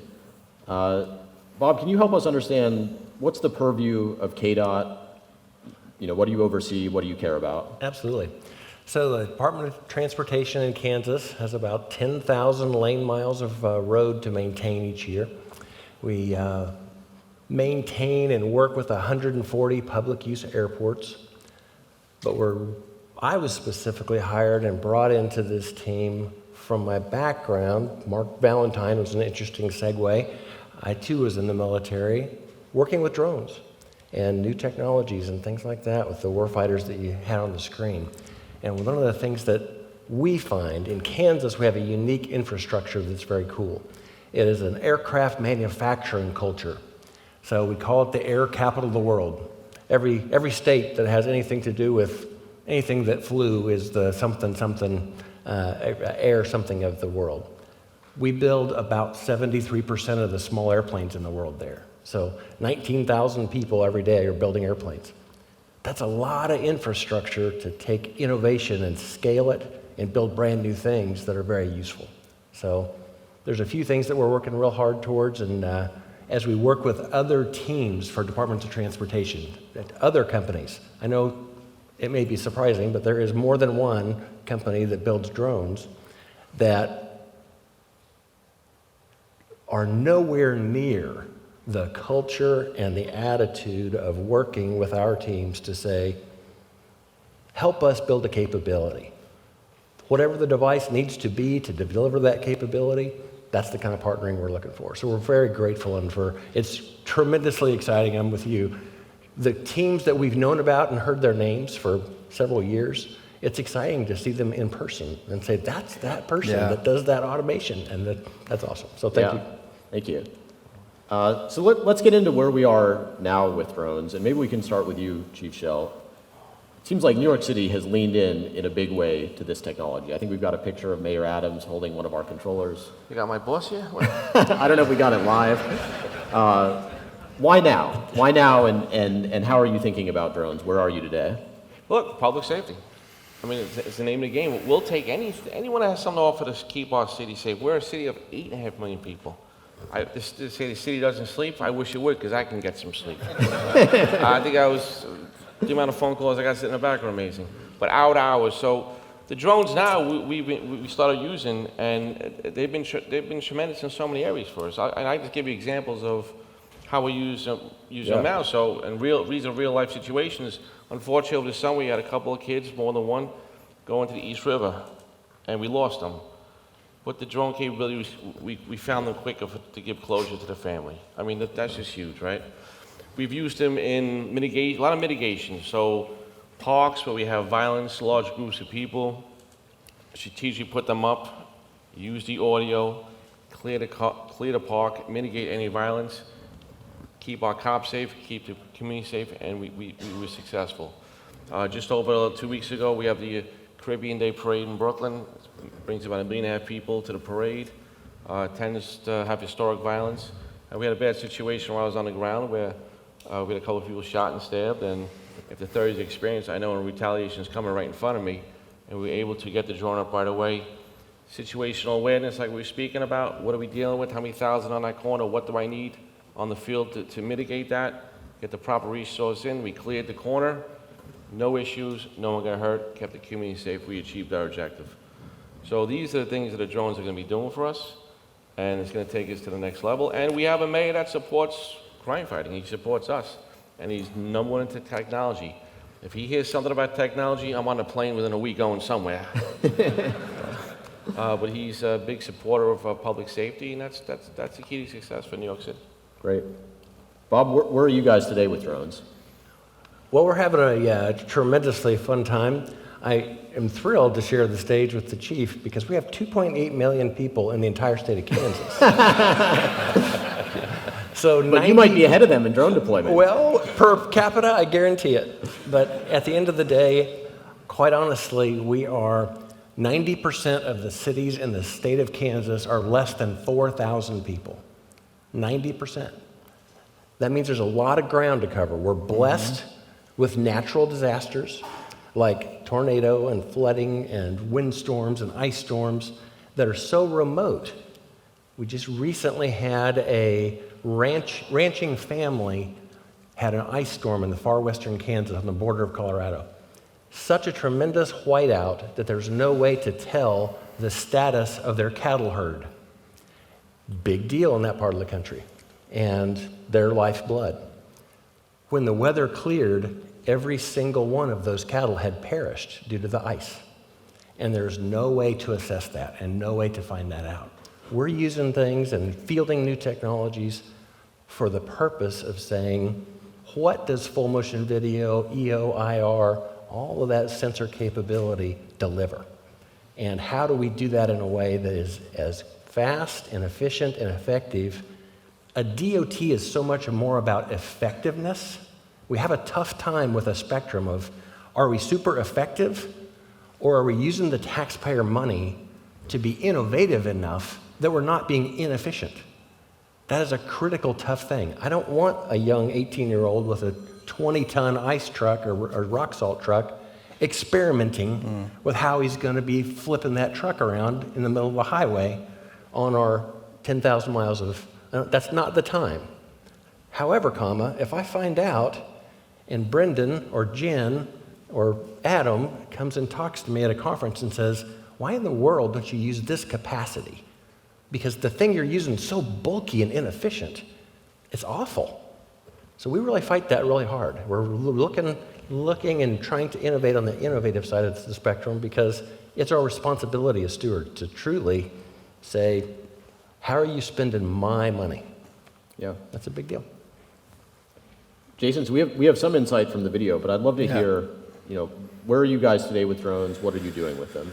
Yeah, so look, you had a great slide up there about where we were at, technology and time. Look, technology is going to continue to evolve, so that's always going to be that leading corner. At my company, at our company, Pacific Gas and Electric, it's really about ensuring we serve the customer appropriately. And we haven't always done that. And I'm humble enough to say that we got to do better, and we're well on our way to doing so already. Now, with that said, we provide a life-saving commodity. Chief talked about the public safety. You've talked about the challenges with Mother Nature and some of the disasters that are seen in your state. We cannot forget that every moment, whether it's gas or electric, that commodity is helping save lives. It's helping ensuring that food is on the table, that our garage doors open, that our internet's capable so that the thousands watching this can actually see it. The ability to stay nimble in the space to understand when that power is for some reason interrupted or unavailable, whether planned or unplanned. How quickly can we assess the situation, follow up with a human resource that is able to turn the wrenches and make the right decisions? And in the drone space, for the last 5 years, we've been experimenting with a lot of different approaches, and we've been partnering with our partner IOUs, SCE and SDGA, my thanks to them, because we're learning from them also, on different approaches, either data capture, back in a controlled space, look at it, or on the ground, at the tower, at the asset, with the drone looking at it, right? This capability to be able to do it beyond visual line of sight, I spoke to it earlier, not interrupting customers by way of accessing their property, whether we have the right to do so or not, or it can be a disruptor. We want to advance our capabilities here. And it allows for those few precious moments, if not hours at times, to get ahead of whatever the condition may be, a threat or not, and work with our partners in police, law enforcement, CAL FIRE, US Forest Service, other entities to let them know we have eyes on site, we know what's occurring, and we're here to help. And so this space of utilizing drones, this aerial technology, to have us react quicker and be nimble in events, whether planned or unplanned, is priority for us. We've inspected our assets. We're over a 100-year-old company for good reason, primarily by ground, our entire history. This is a game changer for us. We're progressing in the space. But we've got to stay ever forward-looking, have unorthodox thinking, be geniuses in this space in partnership and collaboration. And I just appreciate the opportunity to be here and actually see some of what we're doing, and looking forward to contributing. Awesome. I mean, one of the things that's interesting to me, I think the inspection applications within energy utilities are pretty intuitive. It makes sense that you can use a drone to get up there and get a vantage point that you wouldn't otherwise see. One of the things that we've learned a lot working with PG&E and others is that there's a really important real-time component to it. Like if the power goes out, if there's a potential issue, in a lot of ways it's similar to public safety. You want to get eyes on scene as quickly as possible to get the information you need to dispatch and respond appropriately. It's one of the areas where I think there's interesting overlap from our standpoint in our products and how we serve both sets of customers. So I've been invited by our panelists to not avoid the difficult questions. Yeah. One of the ones that comes up all the time in law enforcement. Why do I get the difficult ones? I'm sure there's some coming this way. One of the things that comes up frequently in drones in law enforcement is what's the community reception going to be? What's the community response going to be? How do you think about that with NYPD? You've got 8.5 million people. It's a big community. Might be the biggest city community in the world. How do you guys think about that? Well, look, our community, who is our community? The people who complain too much. Well, I want to speak to the community that we serve. As long as you're transparent with the community, you're honest with the community, and you describe and identify how you're doing it and how you want to do it and keep them safe, the community I serve is all for it. The fringes, if you will, the people who complain who have other motives, the politics is, I'll leave that to the elected officials. Okay, the community I serve, the people I know in New York City, they're on board. Again, I'll say it again, public safety. Everybody wants their block in New York City to be safe so they can go about their business. And that's the name of the game. So just, again, transparency, letting them know what's going on, showing them. The visual is so powerful to see what we can do with these drones. And in New York City, we take every opportunity in our agency, under our police commissioner, under our mayor, to control the narrative. We are no longer going to let the narrative be dictated to us. We're going to dictate the narrative. We're playing offense, and we're going to do it right, but we're going to keep our city safe, and that's the bottom line. Let's go. Yeah. I mean, one of the things that you can kind of understand some concern, like the idea of police using drones can be, are they going to be invading our privacy? What does this mean? But when you really see the use cases of what folks are doing with drones, I mean, it's just transformative stuff for public safety, like being able to perform search and rescue missions, find the missing bodies that you mentioned. I mean, and I think we've seen this over and over again, where when people see the details of what you're actually doing with the product and the impact it has, not that there aren't legitimate concerns, but it totally transforms the perspective. So I think the proactive and transparent approach really seems to be the winning one Right, here. the narrative. We're not going over your backyard and randomly see if you're using Boar's Head versus Oscar Mayer. We're not doing that. All right? But that's the false narrative that we have to combat daily, right? So we're not doing it. Yeah. We're not flying over randomly. Hey, let's just go fly the drones. Emergency situations, public safety. We're a dynamic agency. We have to move fast, hour to hour. Things are always happening. Yeah. And we're going to control that narrative. And if I may, real quick, to Chief's point, through partnership and greater use, we as utility providers, I'm representing Pacific Gas, but the utility providers in the state of California that are in this area are helping enable the narrative that you just spoke to that needs to change and be on offense, because we're in the communities doing asset inspection, doing outage response. And I will tell you, the first sight of a drone by some customers, if not, are get it out of here, don't want it, what are you doing? And it's about talking, leading with love, leading with empathy, and saying, look, this allows me to stay on this side of the street, fly over your house to a rear easement, take a look at our distribution assets without having to have you put your dog away or disrupt anything you may have ongoing. And this technology makes us more efficient, more productive, it's safer. And then when Chief and the teams come through for a real emergency, something that actually needs emergency response right now, and God bless them for it, that conversation's already had. So we aren't in every community yet, but through this collaboration, through air, police, utilities, we're starting to purposely be intrusive in changing the narrative that this technology is helping provide safety and the life-saving commodity that we're speaking about. Yeah. I think what I might have heard there is a commitment to put Skydio drones in all of your future communications materials. You know, I knew the tough questions were coming. I think it's maybe if you have it at 49er red instead of that Giants blue, we might, you know. My response would have been stock options. I think you just placed an order. We continue to we have about 50 of your products on property currently. We started about 12. I will say it's a collaboration, it's an effort, it's a working session. We're in the lab together, as you would say it. And the one little bit of opportunity, if I may, on behalf of a few of the coworkers, is just be receptive to feedback. This is your space. We know you're the experts and the pioneers. And I really shouldn't put quotes on that because you truly are pioneers here. We're the operators, right? Let's work collaboratively together. There's this saying that engineers want to be in charge, operators are. I think we both are, but we've got to have our ears open. We've got to be curious, we've got to be nimble, and we've got to continue to advance our capabilities collectively. So whether that's purchases or not, I know we're already in the boat working on things, so thank you. Awesome. I'm in charge, just to be clear. As the person in charge, I'll say to our team, let's make sure we listen to PG&E's feedback. So Adam, let me jump on that.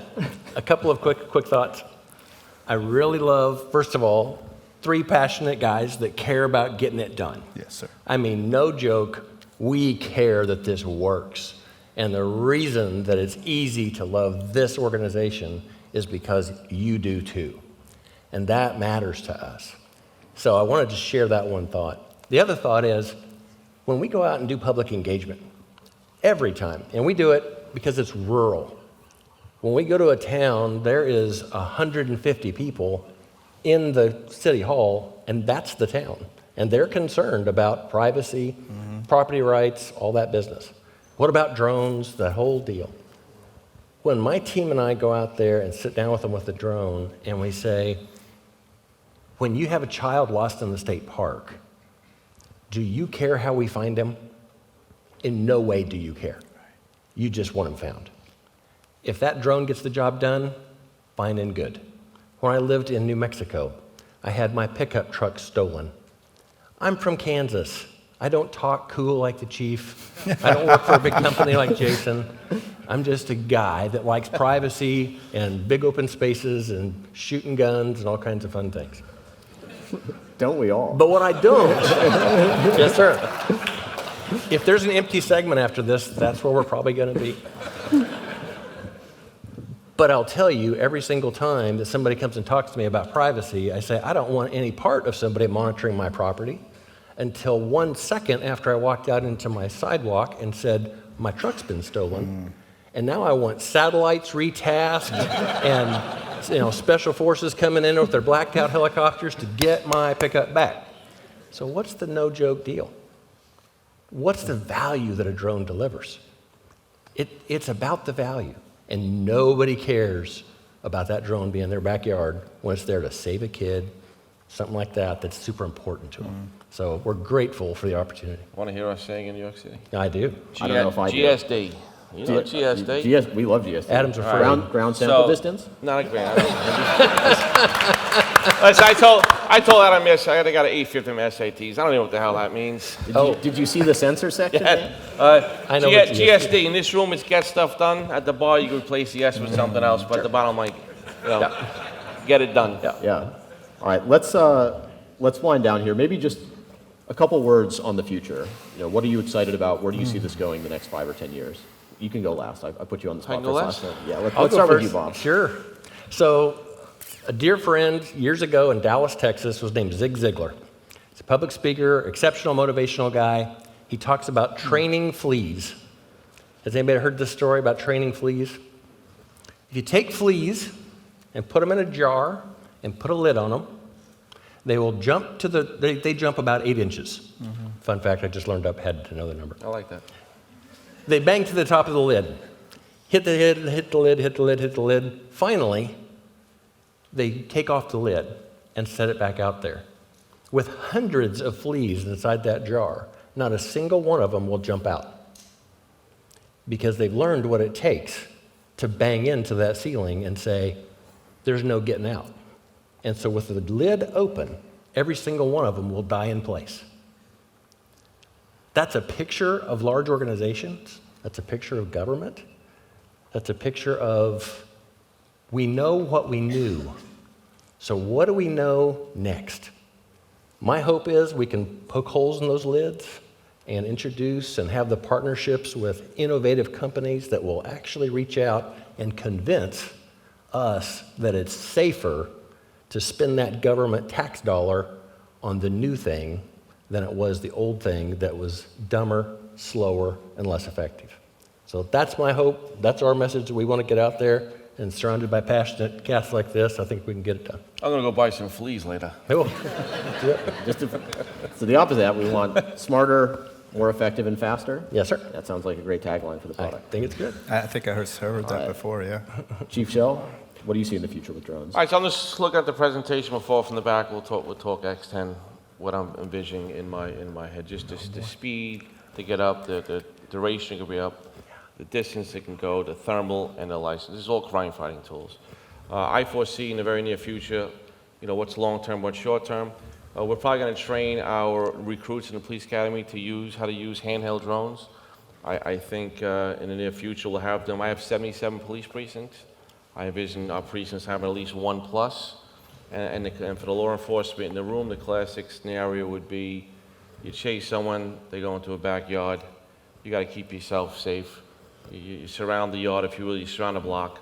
I see a quick deployment of drone, I see the thermal, I see the finding where this person is, and I see calling in our, we have SWAT emergency service unit to keep us safe, to get the job done, no one gets hurt, the community doesn't get hurt, and we move on. That's the most simplistic way I could see it. Our agency answers a staggering almost 10 million calls for service. 10 million. We talked about response times with the drones. I envision our drones being deployed to some of our quality of life calls for service to get there quick, see what the situation is, and we need it. Is that another agency? I see, for those in the room of law enforcement, again, shot spotter technology, when we get alerted that there's gunfire, guns being shot, to get there quickly with the autonomous drone. This is more of the future, right? Near future. Near future. The autonomous drone getting there and just giving us a bird's eye view of what's going on prior to us getting there for safety and investigative value. A red car lane, and you capture that plate from 800 feet. Game changer. So we might not get there as quick as we want to be for various circumstances, but for our detectives to solve that crime, again, I think these were a game changer. This is a game changer. This is technology. Let's get to it. And with the number of cops, that's a terrible, law enforcement officers across our state, we have about 5,000. It's the one guy in the county, it might be the county sheriff that shows up, and he's the only one. we're working real hard, and the X10's exciting because as well as the other products. We just changed out all of the drones in Kansas to this brand of drones, to Skydio drones, because it was a risk management choice. Is it safer to fly a drone that will keep itself from crashing into things? Yes, that's a good government choice. Do we send somebody to 6 months of aviation training, or do we buy a drone that will just not crash itself? Hallelujah. Beyond line of sight operations is doable in our country. And if we get our law enforcement guys to be able to do that with drones that won't crash into things, that's just a good government choice to make. So we're making it. Might not be here next year, but we'll see. But I don't think that's true. I think we're going to demonstrate with your help that these kind of things are possible. You know, I just want to mention, to fly a helicopter in New York City, it's $1,750 an hour. That's right. The drone, you just need a signal and a charge. There's a cost effectiveness to also. We love competing against helicopters. Adam, can I bring it home on thinking differently, like what the future is? At least from Pacific Gas and Electric and the coworkers I'm representing and the peer utilities. Again, interdependence matters. What I saw today, the capabilities there, if not already. When you turn the lights off in here, the drone flew around. So I'd like to see it proven, without exception, going forward. But beyond that, here I'll give you a challenge for you pioneers in the room. San Francisco is made up of primarily underground electric equipment. We have vaults the size of this room that have large transformers in them. Here's what I want. Here's what we want. And I have a gentleman I love, his best man at my wedding, introduced me to my wife. It's a cable splicer in San Francisco. And every day he goes into a vault, whether it's routine or emergency, not knowing the conditions. So Adam, I want underground drone inspections, full AI, letting my brother-in-law know, who's a coworker at PG&E, while he's getting his gear on, his PPE, which is equipment that you have before you go into enclosures. And this drone's able to go in after whatever incident we may have had or just routine maintenance and say, you've got an overheating transformer, a failed splice, a biohazard, and a couple of rungs on that ladder missing. So if they have situational awareness, I know we got it, you got it, and those in this room and across the industry in this space have the capability to bring us beyond visual line of sight, above ground, blue sky conditions, and some challenging, infrastructure. I got that. Think differently. Let's go underground. We want to be a utility that's able to provide genius thinking in spaces beyond what just the eyes tell us that may be capable. All right. Well, the gauntlet has been thrown down. Wow. All right. Thank you to our three panelists. You know what I want is a selfie. Can we get a selfie? All right, let's get a selfie. Let's go. Yeah. And I need a drone that can deliver an 18-pack. All right. What are we doing here? Yeah, let's do it. You guys mind? All right. Come on. You guys want to hop in? I don't know. We can't. Can we get the audience lights on? No? All right. Hey, let's go. Thank you. All right. Thank you. Thank you. Great job. Okay, good job, guys.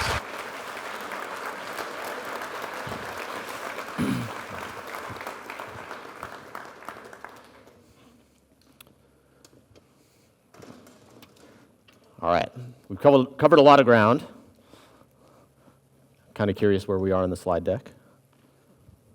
Maybe we're about to find out.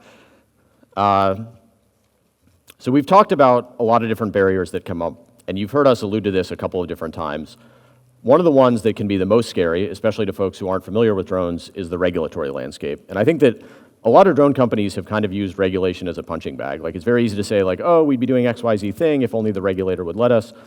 At Skydio, we've always had a very optimistic view on regulations. We've seen enormous progress over the last 10 years. By and large, I think the regulations have been reasonable given the state of technology. And now we're seeing technology progress, we're also seeing regulatory progress. So a quick callback to the product. So X10 is really designed as a Bvlos machine. It's got connectivity options, it can fly over 5G, it can go everywhere you have cell coverage. We have remote flight deck, so you can fly it remotely.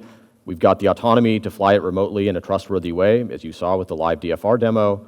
And as a last resort, as a final backup, it's got a parachute if you think you need that. So the hardware and the product is all set for Bvlos operations. The other thing that we're doing as a company is partnering with our customers and supporting them and getting them the regulatory permissions they need. And we're fortunate at Skydio to have really one of the world's foremost experts on small electric drone operations, regulatory compliance, and all the aerospace issues involved. Many of you have probably already worked with her. I'm really excited to welcome Jen Player to the stage to tell you about the work that we're doing.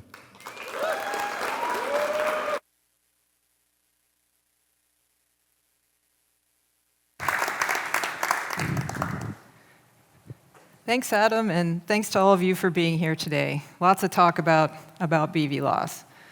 Well, the current aviation regulations still require that drones be operated within visual line of sight, and that literally means that the pilot needs to be able to see the drone. Now, you also heard Adam describe the X10 as a Bvlos machine. It was built to fly beyond visual line of sight. And earlier, you heard about Skydio Dock. It was built for remote operations. So how do you operate Skydio drones the way you really want to, the way you really need to? Remotely, beyond visual line of sight, from across your site, across the state, or even across the country? Well, that's where the Skydio regulatory team comes in. We're unlocking Bvlos, and we're doing that by working with our customers and with regulators on advanced operational approvals, also called waivers. Since we stood up Skydio Regulatory Services, we've been hard at work helping dozens of customers with Bvlos approvals. In the recent months, we've helped Dominion Energy with an approval to inspect its energy generation facilities. We've helped Southern Company with an enterprise-wide approval for docked drones, and we've secured a national scale approval in Japan. Now, these approvals don't require a lot of extra people on site. They don't require costly, complex equipment. They're really practical to implement, and they represent a significant step forward in scaled operations. You don't need to be intimidated by aviation regulations because Skydio has your back. My team was also built for Bvlos, and we're here to help you navigate the regulations and get the approvals that you need. Now, there are a couple of elements to a remote Bvlos approval that are really important. You need a low latency connection to the drone. You need awareness of the weather and the air traffic in the area where the drone is being operated. That's why we've amended our dock offering with a sensor package that delivers to you a Bvlos-ready solution. This solution, this sensor bundle, includes a weather station, and that helps you monitor things like winds, temperature, density, altitude, parameters that are important for aviation compliance. It includes an ADS-B-in receiver. That's a sensor that can detect air traffic. If you don't have infrastructure Wi-Fi on your site, we offer a 5G-capable, hardened appliance for cellular backhaul. And if cellular isn't an option, then we can support a satellite-based solution. All of this comes together with our dock deployment and training services to help you get up and running quickly, and with our regulatory services to help you get approvals and to help you build professional-grade UAS program documentation. So when you're ready to incorporate autonomous drones, remember that Skydio offers a complete solution: a smart, capable drone, a practical dock, amazing autonomy, and all the services that you need to build a productive, safe, and scalable drone program. Thanks. I'm going to hand it back over to Adam.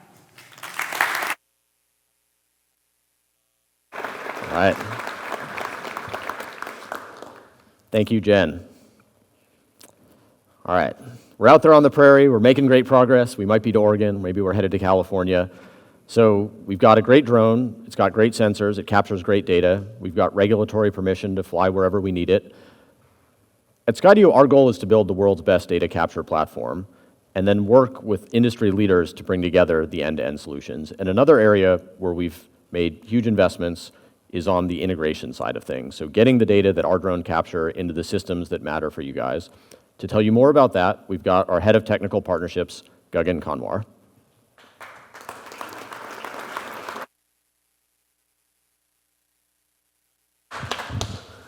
Thanks, Adam. Hello, everyone. Very excited to be here, and a big warm welcome to all of our customers and partners. I joined Skydio in January, and when I started talking to a lot of customers and partners to understand what they thought about Skydio and our integration capabilities.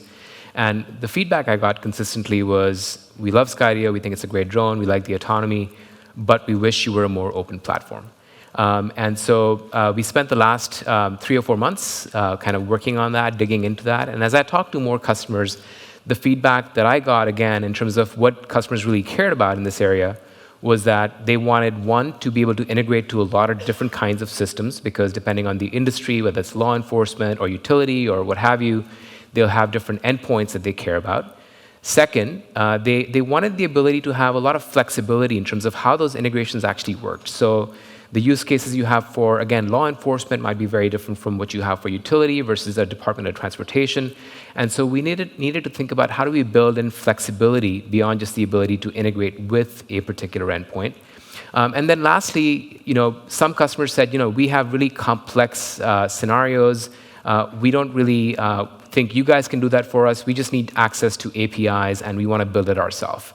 This was a small number of customers, but again, we respected that, and we wanted to provide a solution for them as well. So with all of that, we've been working really hard over the last 6 months to build a solution that we think you guys will like, and I'm very pleased to announce today Skydio X10. So Skydio is now an open platform, and X10 is basically a product that we're launching to solve the integrations problems for our customers. So let's talk about what X10 can help you do. The first thing is integration. So think of integrations as being an app store or a catalog of integrations and endpoints that Skydio will build and maintain over time. And that allows you to connect with a number of different kinds of systems, whether it's Esri SiteScan, AWS S3, IBM Maximo, or any number of systems going forward in the future. The second piece of this is workflows. And workflows is really where the magic happens. This is where you can create multi-step, multi-application workflows that connect the data, do useful things for you, notify people when certain actions are done. And all of that can be done with using workflows. We will also help you build and maintain these workflows if needed, and also create new integrations for you if needed as well. And then the last piece of this is developer tools. And this is really where we want to provide options for those customers that have very complex integration needs and also have the technical resources to take those on themselves. And so for them, we provide a full suite of APIs, webhooks, documentation, et cetera, that they can use to build very bespoke integrations and experiences. So one thing I'll quickly mention here is that integrations and Skydio X10 in particular is just like autonomy. It's a Skydio first. So there is no other drone company that I'm familiar with that offers this capability of integrations and automations to its customers. So really excited to bring this all to you and to get this all in your hands very soon. So I want to walk through a very quick example. So imagine you're running a very large land survey and using Esri SiteScan as your photogrammetry engine and AWS S3 for cloud storage. So in the old world, you might have pilots running around with SD cards, uploading images, sending emails to people, walking into offices, driving back to their facilities or offices. And with the new world, with Skydio X10, once the drone lands and connects to Wi-Fi, that media automatically makes its way into Skydio Cloud. Once it's in Skydio Cloud, Skydio X10 knows that for this particular kind of mission, you want to send the data both to S3 and to Esri SiteScan. And so first it creates a mission in Esri SiteScan, because that's your container for this kind of a project. It then takes all the images that it's collected, sends those over to SiteScan, sends all the media over to S3. When it's all done, it initiates the processing in SiteScan, so it can start building a model, and it notifies your GIS teams and your IT teams that the data is ready in the systems, and it's ready for them to start working on it. So this is, again, a huge game changer, because when you think about how do you scale your drone programs, this combined with Bvlos and combined with dock and remote operations will really allow you to scale your drone program and get it to a factor of 10 or 20x larger and more capable than what it is today. And then, one final note, if you are interested in talking to us about integrations or about your integration needs in particular, please feel free to reach out to us. We'd love to talk to you. Reach out to us through your CSMs, through your SCs, and we'd be happy to have a conversation. So I mentioned Esri SiteScan, and we have a very special guest here today from Esri. So everyone, please give a warm welcome to Nico Bonifou, Senior Product Manager of Esri ArcGIS Reality.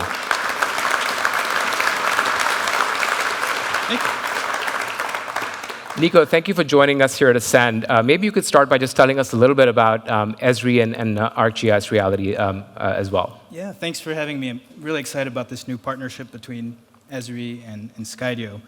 Esri is a 50-year-old company. We like to say we enable the science of where. We help organizations from defense, government organizations, from national agencies to local government, private organizations and utilities, natural resources, AEC, and science and research organizations make sense of geospatial data, understanding and extracting information from location data, which can be a variety of data, including the data we collect with drones. The area I'm focused on is our reality mapping capabilities. ArcGIS Reality is a suite of products that allows you to take images from satellite, from airplanes, and of course drones like the beautiful X10, and turn them into high-definition maps, 3D models, that then feed your GIS system to create a living digital twin. Great. Well, thank you for that. And you've been a pilot, you've been a flight instructor, you're obviously a drone enthusiast, and now you're a product manager at Esri. So you've seen a lot of drones. So I'd love to get your take on X10. What do you think about X10? And do you think it's going to meet the needs of Esri customers? Yeah, I'm really excited. I think you've hit the mark. It checks a lot of the boxes that I hear from our users. I need a US-made drone. I need it NDAA compliant, Blue UAS compliant. I need more sensor options. We have thermal now, we have different RGB sensors, higher resolution, larger sensor itself, and also higher accuracy. So a lot of our users are trying to collect less ground control point for their survey work, in some cases no control point at all. So it's great to see the RTK PPK module that will be available on X10. Thank you. And when you think about the integration we've built with SiteScan, I'd love to get your take on why do you think this will be relevant to mutual customers? Well, I think it improves efficiency. So we already have a lot of shared users that are flying Skydio vehicles today and bringing that data into ArcGIS, but there's manual steps, as you shared. And I think with this integration, we're eliminating some of those barriers to sharing data. We're getting rid of the SD card, essentially, and making a seamless data flow that'll help all of you go from data collection to insights and, in turn, action much faster. Got it. And yeah, we definitely want to get the insights faster for our customers. That's been a big North Star for us as we built this product.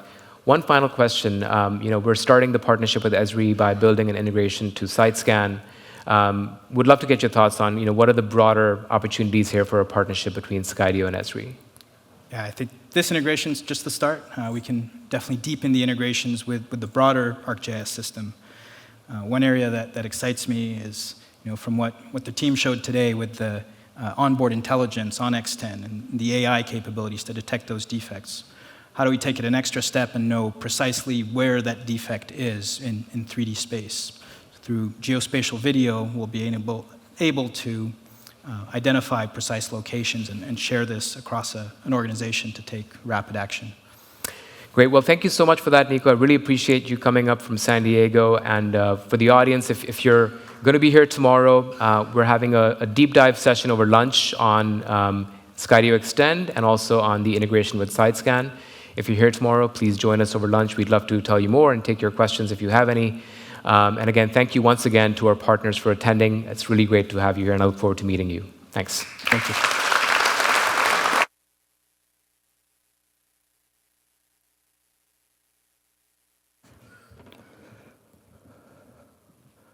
All right, we're almost there. What happens next? So the best way to understand X10 is to get hands-on with it. And for those of you here live, right after this, we're going to head up to the Presidio, and we're going to fly some X10s. So you'll get the chance to get hands-on, see what it can do, ask questions of our team, learn all about the product. For those of you who aren't here live, X10 is going on tour, so if you miss Taylor Swift, this is the next best thing.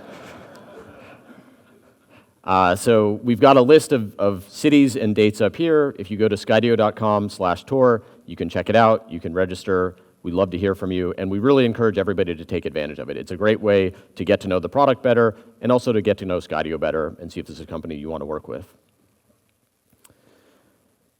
So we aspire to be in the business of building successful drone programs, not just building drones.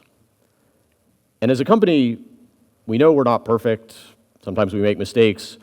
But one of the things that I hope really defines us is our persistence. We stick with it, we listen, we learn, we adapt, we improve. And X10 is a reflection of everything we've learned over the last 10 years building autonomous flying systems, everything we've learned from all of you, our customers. And ultimately, what will define its success is not the capabilities or the specs, but the impact that it has for all of you. And that journey is just getting started today. I want to thank our customers, everybody that bet on Skydio that enabled us to get to this point. And I also want to congratulate our incredible team at Skydio that made all of this possible. I'm up here representing the work of hundreds of people that have been working for years to bring all of this to life. Thank you all.